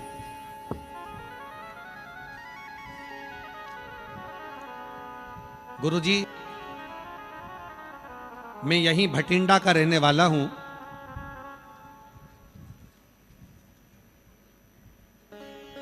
मैं पवन कुमार शर्मा। गुरुजी, यह मेरा नंबर है। मैं भटिंडा में गुरुजी गुरु की नगरी गली नंबर 8 में रहता हूं। मैं भटिंडा का रहने वाला हूं। एक लोटा जल, कहीं बैठे हों पवन कुमार शर्मा, कहीं बैठे हैं पवन कुमार जी शर्मा, आप ही पत्र लाएँ, आ जाइए, आ जाओ। मैं पवन कुमार शर्मा यहीं भटिंडा में गुरु की गली नंबर 8 में रहता हूँ। एक लोटे जल का भोले बाबा की कृपा का क्या वर्णन करूं गुरुदेव। मैं 2019 से बहुत बड़ी बीमारी में शिकार हो गया था और मैं लुधियाना डीएमसी पटियाला के एम्स में बहुत दिनों तक दाखिल रहा। मेरा इलाज चलता रहा, महीनों निकलते गए पर मेरी तबीयत ठीक नहीं हो पाई। हॉस्पिटल में पड़े पड़े मेरे महीने निकल गए। पहले लुधियाना के डीएमसी में, फिर पटियाला के एम्स में मेरा इलाज चला। बाबा, ऐसी शरीर हो गया था कि मेरे मुंह में पूरे छाले ही छाले हो जाते थे। मैं बात नहीं कर पाता था, शरीर से कोई काम नहीं कर पाता था, पूरी तरह से मैं हताश हो गया था। मैं 3 फोटो लगा रहा हूँ बाबा, आप फोटो जरूर देखें। पहला फोटो जिसमें मेरी तबीयत ठीक थी, जब मैं अच्छा था, मेरा पहला फोटो। गुरुदेव, जब मेरा स्वास्थ्य खराब हो गया, मेरे शरीर के पूरे बाल चले गए, मेरे सिर के बाल, मूंछ के बाल, दाढ़ी के बाल, मेरे शरीर के बाल चले गए। इतना कमज़ोर हो गया, हॉस्पिटल में पड़े पड़े, दोनों हॉस्पिटल में महीनों तक पड़ा रहा, मैं ठीक ना हुआ गुरुदेव। तब आखिरी में मेरी धर्मपत्नी गुरमीत कौर ने आपकी कथा यूट्यूब पर सुनना प्रारंभ करी। मेरी पत्नी गुरमीत कौर जो आपकी कथा टीवी पर सुनती, मंदिर जाना प्रारंभ करा, महादेव को जल चढ़ाती, मुझे ला कर देती, मंदिर में झाड़ू पोछा करके आती, फिर धीरे धीरे उसके साथ मंदिर में भी जाने लगा और बाबा की कृपा से आज मैं पूर्ण तरह से स्वस्थ हो गया। मेरा अगला फोटो लगा रहा हूँ, जिसके बाद मेरा शरीर पूरा ठीक हो गया। गुरुजी, मैं पूर्ण तरह से स्वस्थ। मेरा पहला फोटो जिसमें मैं स्वस्थ था, मेरा दूसरा फोटो जिसमें मेरा शरीर पूरा बेकार हो गया था, और मेरा तीसरा फोटो जिसमें मैं वापिस स्वस्थ होकर यहाँ कथा में प्रणाम करने के लिए आया हूँ। ये शिव की उदारता, शंकर की करुणा, शिव तत्व की।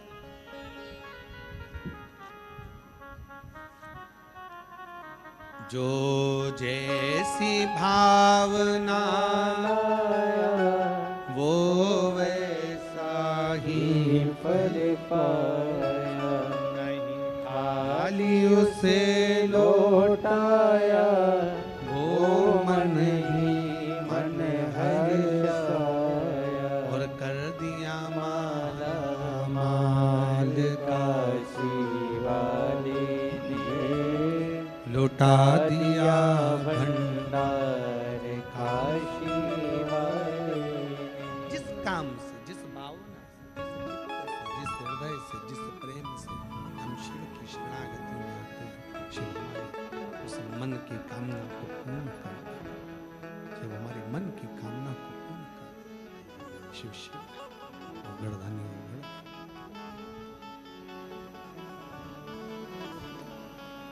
माँ देवराज ब्राह्मण की माता जल चढ़ाती थी, और देवराज ब्राह्मण की माता जल चढ़ाती थी, उसका फल देवराज को। किसी ने कहा कि गुरुजी, देवराज चोरी का धन लेकर गया था, शिवजी को तो उसको दंड देना था। फिर शिवजी ने उसको नंदी पर बिठाया और कैलाश लेकर चले गए।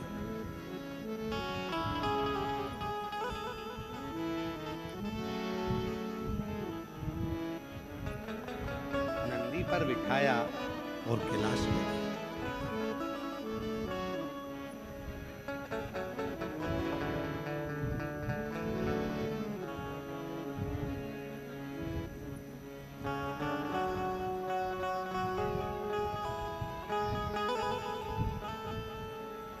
कौन सा पुण्य था, कौन सा सत्कर्म था, कौन सा पुण्य, कौन सा सत्कर्म। 33 कोटि देवता में, 33 कोटि देवता में केवल एक देवाधिदेव महादेव ऐसे हैं।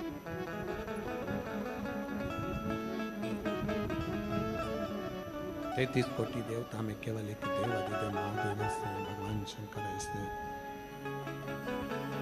33 कोटि देवता में केवल एक देवाधिदेव महादेव ऐसे हैं, शिव ऐसे हैं, जो आपके अवगुण नहीं देखते, गुण देखते हैं। कितने अवगुण आपके अंदर हैं उन्हें कोई मतलब नहीं। बोलबम का नारा है, उन्हें कोई मतलब नहीं।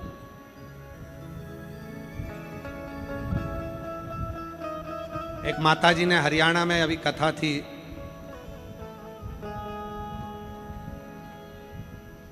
कहाँ, करनाल में, करनाल में कथा थी, तो वहां पर एक माताजी ने एक प्रश्न किया। मान लो हम रुद्राक्ष धारण करते हैं और हम महिलाएं रजोधर्म से हो जाते हैं, रजस्वला हो जाते हैं। 5 दिन हम काम नहीं कर सकते, 6 दिन हम काम नहीं कर सकते, और वो रुद्राक्ष हमारे गले में रह जाता है।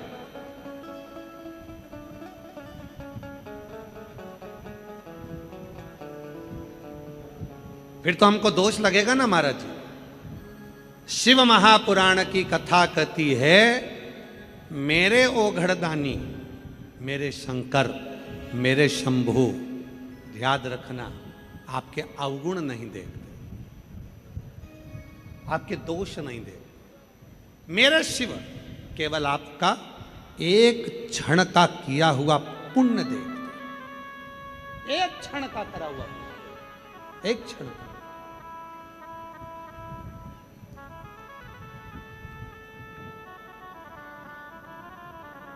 रुद्राक्ष क्यों धारण करा आपने?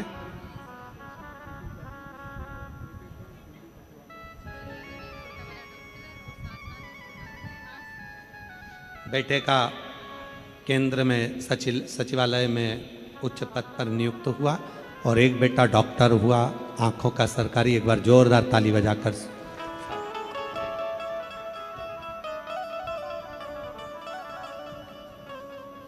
पहले विचार करो कि हम रुद्राक्ष क्यों पहनते हैं। आप लोगों ने रुद्राक्ष क्यों पहना? गले में रुद्राक्ष की माला क्यों धारण करते हैं? अपने गले में रुद्राक्ष की माला क्यों पहन कर रखते हैं? उसका कारण केवल एक है, या तो कोई व्यक्ति रुद्राक्ष धारण करता है आरोग्यता के लिए, रोग से मुक्त होने के लिए। दूसरा, कोई व्यक्ति रुद्राक्ष धारण करता है अकाल मृत्यु से बचने के लिए। कोई बड़ी बीमारी आ जाए, कोई तकलीफ आ गई या कोई अन्य चीज आ गई तो उससे हम बच जाएं। तीसरा, रुद्राक्ष धारण करता है वैभव की प्राप्ति के लिए, सत्ता की प्राप्ति के लिए, यश की प्राप्ति के लिए, कीर्ति की प्राप्ति के लिए।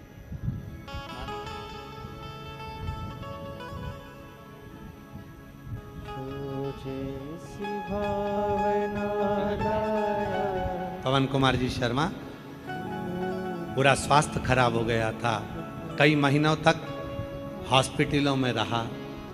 डॉक्टर ने भी सोच लिया था कि इसका कुछ नहीं हो सकता, पर धर्म पत्नी ने इतनी मेहनत करी।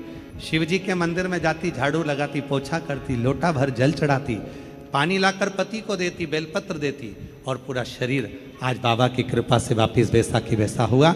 जोरदार ताली।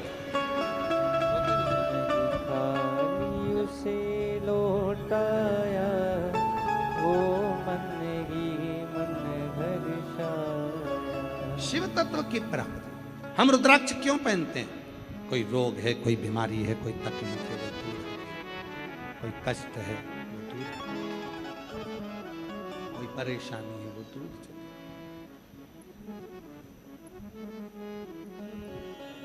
किसी ने कहा, गुरुजी रुद्राक्ष पहने, रजस्वला धर्म आ गया, क्या हुआ?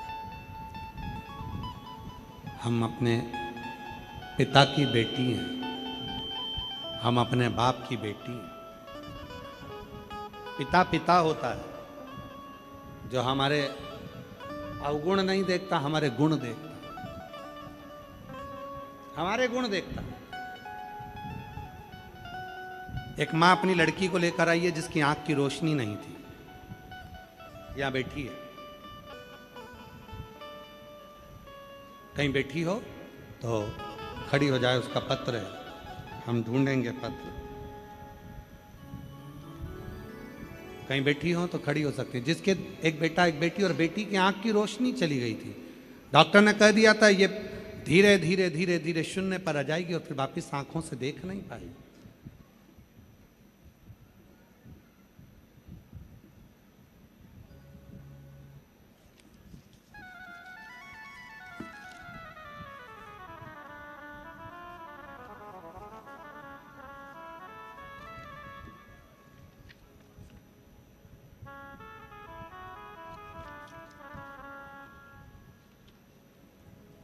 शंभु शरणे पड़ी मांगो घड़ी रे घड़ी, दुख काटो। मेरा नाम छिद्रावाल राजपूत, पति का नाम बलदेव राजपूत। मैं राजस्थान जिला गंगानगर गांव खाटल बाना की निवासी हूँ। मेरा मोबाइल नंबर ये है, कहीं बैठी हो तो हाथ हिला सकती हैं, और बेटी आई हो तो उसको भी ला सकते हैं। आ जाइए, आ जाइए। गुरुजी, मेरी माँ ने आपकी कथा के बारे में बताया। आस्था चैनल पर कथा सुनती हूँ, शिवालय जाती हूँ, जल चढ़ाती हूँ, अपनी बेटी और बेटे को देती हूँ। गुरुजी, मेरा एक बेटा व एक बेटी है। मेरी बेटी की दोनों आँखों की रोशनी जन्म से ही कमज़ोर थी। कमज़ोर के साथ में जैसे जैसे बेटी बड़ी होती गई उसकी आँखों की रोशनी जाती रही। डॉक्टर ने कह दिया था तुम्हारी बेटी धीरे धीरे शून्य पर आ गई है, इसकी आँख की रोशनी जा रही है, शायद ही कोई ऐसी दवाई हो जो इसकी रोशनी को वापस ला सके। हम लोग बहुत परेशान हो गए। मेरी बेटी इतना बड़ा चश्मा लगाने लगी मोटा कि वो चश्मे से भी बेटी को दिखना बंद हो गया।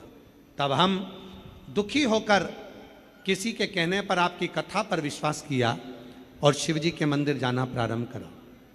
गुरुजी, मैं मेरी बेटी को लेकर 2023 में कुबरेश्वर धाम गए, शंकर जी की पूजन की और कंकर शंकर घर लेकर आए, उसकी सेवा करने लगे।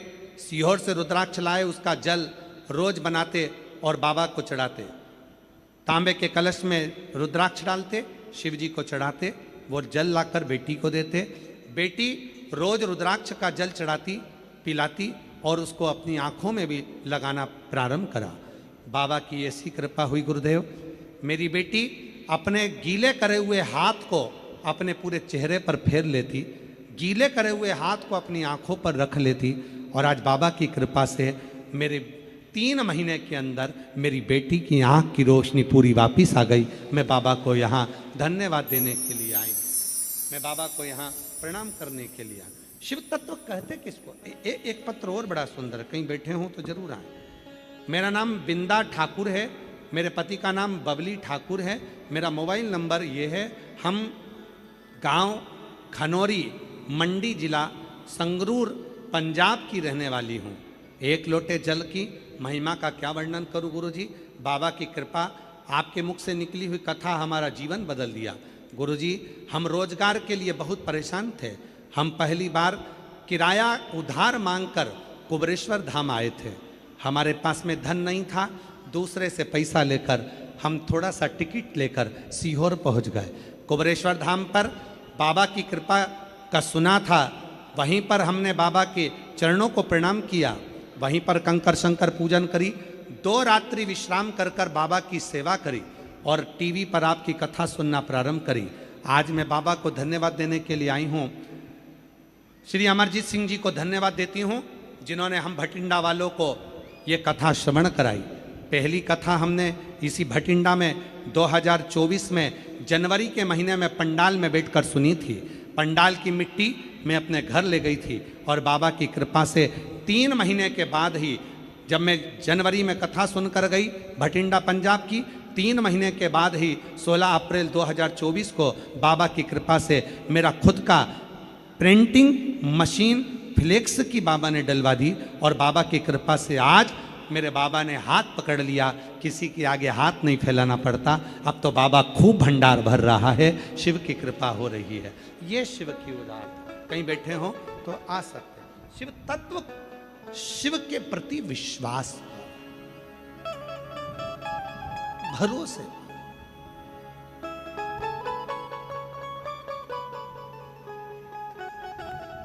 और हम तो अमरजीत सिंह जी को भी कहते हैं, इतने सारे शिव भक्तों को जो कथा सुनाने का पुण्य है,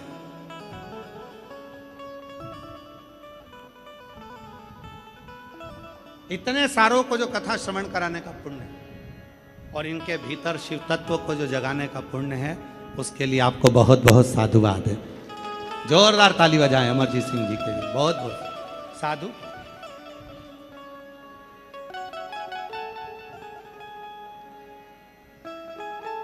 और शिव कथा के प्रति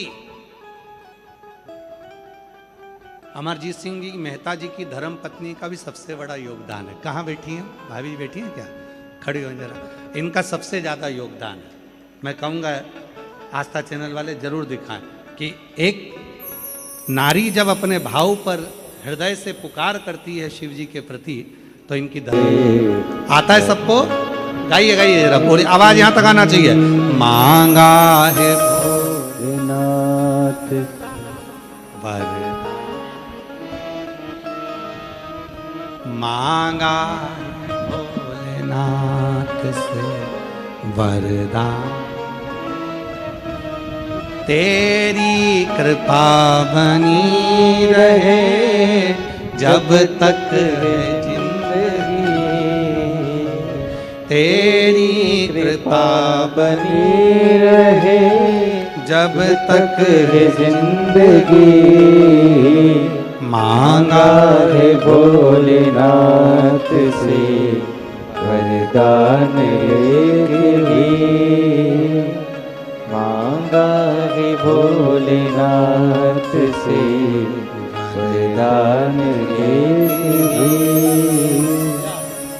किसी बेटी की दोनों आंखें खराब हो गई थी, और बाबा की कृपा से दोनों आंखें वापिस आई हैं। एक बार जोरदार ताली बजाकर साधुवाद दी। तेरी कृपा बनी रहे जब तक है जिंदगी, मांगा है भोलेनाथ। आंखें वापिस आने की खुशी क्या होती है, इस बेटी की आंख के आंसू बता रहे हैं। रोती नहीं, अरे खुश हो, अब तो आंखें आ गई बाबा की कृपा से। जोरदार ताली बजाए साधु।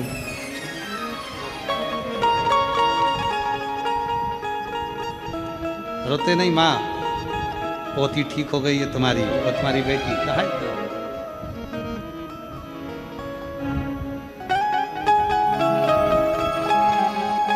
मांगा है भोलेनाथ से वरदान एक ही, मांगा है भोलेनाथ से वरदान लेके वे, तेरी कृपा बनी रहे जब तक तक है जिंदगी, तेरी कृपा बनी रहे जब तक है जिंदगी। शिव की कृपा के बिना सब शिव या शिव। रुद्राक्ष आप कैसे भी हो, कैसे भी हो, आपके गले में अगर लाल धागे में एक रुद्राक्ष है, दुनिया की सारी विपदाओं से वो बचा कर रखता। और यदि शिव की कृपा हो जाए, कभी सीहोर जाओ, कुबरेश्वर धाम से जो रुद्राक्ष लेकर आओ, उसको अपने गले में पहन कर रखो, धारण कर रखो। उस रुद्राक्ष का जल जब लगे कि मेरा शरीर ठीक नहीं है, रुद्राक्ष के जल को तांबे के कलश में रुद्राक्ष को डालो, पानी भरा हुआ शिव जी को चढ़ाओ, उस पानी का आचमन करना प्रारंभ करो।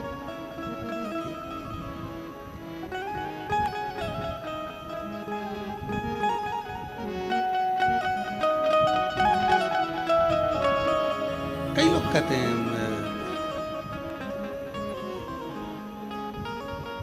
कई लोग कहते हैं शमशान जाना तो रुद्राक्ष मत पहनकर जाना, हॉस्पिटल जाना तो ये रुद्राक्ष पहनकर मत जाना, बेकार काम में जाना तो रुद्राक्ष पहनकर मत जाना। शिव महापुराण की कथा कहती है जैसे भी हो कहीं पर भी जाओ पर रुद्राक्ष तुम्हारे गले में रहना चाहिए। एक ना एक दिन गले में पड़ा हुआ रुद्राक्ष तुम्हारे जीवन के आए हुए संकट को मिटाना प्रारंभ कर देगा। तुलसी की माला और रुद्राक्ष ये दो ऐसे हैं जो हमारे अंतिम क्षण तक भी हमारा साथ देते हैं, हमारे हर पल करीब में रहते हैं। अंतिम क्षण। एक बिंदुक नाम का ब्राह्मण हुआ, पत्नी का नाम था चंचुला, प्रेत योनि में पड़ गया था। चंचुला देवी ने तुमरुका जी से कहकर शिव पुराण की कथा श्रवण करी। भगवान ईसर गोरा बनकर पधार रहे हैं, जोरदार ताली बजाएं। ईसर जी गोरा जी आ रहे हैं, जोरदार ताली बजाकर साधुवाद करें। भगवान ईसर गोरा ने शिव महापुराण की कथा का यजमान पद ग्रहण करा। बोल ईसर गोरा भगवान की जय, गौरी शंकर भगवान की जय, हर हर महादेव। भगवान शिव की सुंदर आरती का क्रम प्रारंभ हो रहा है।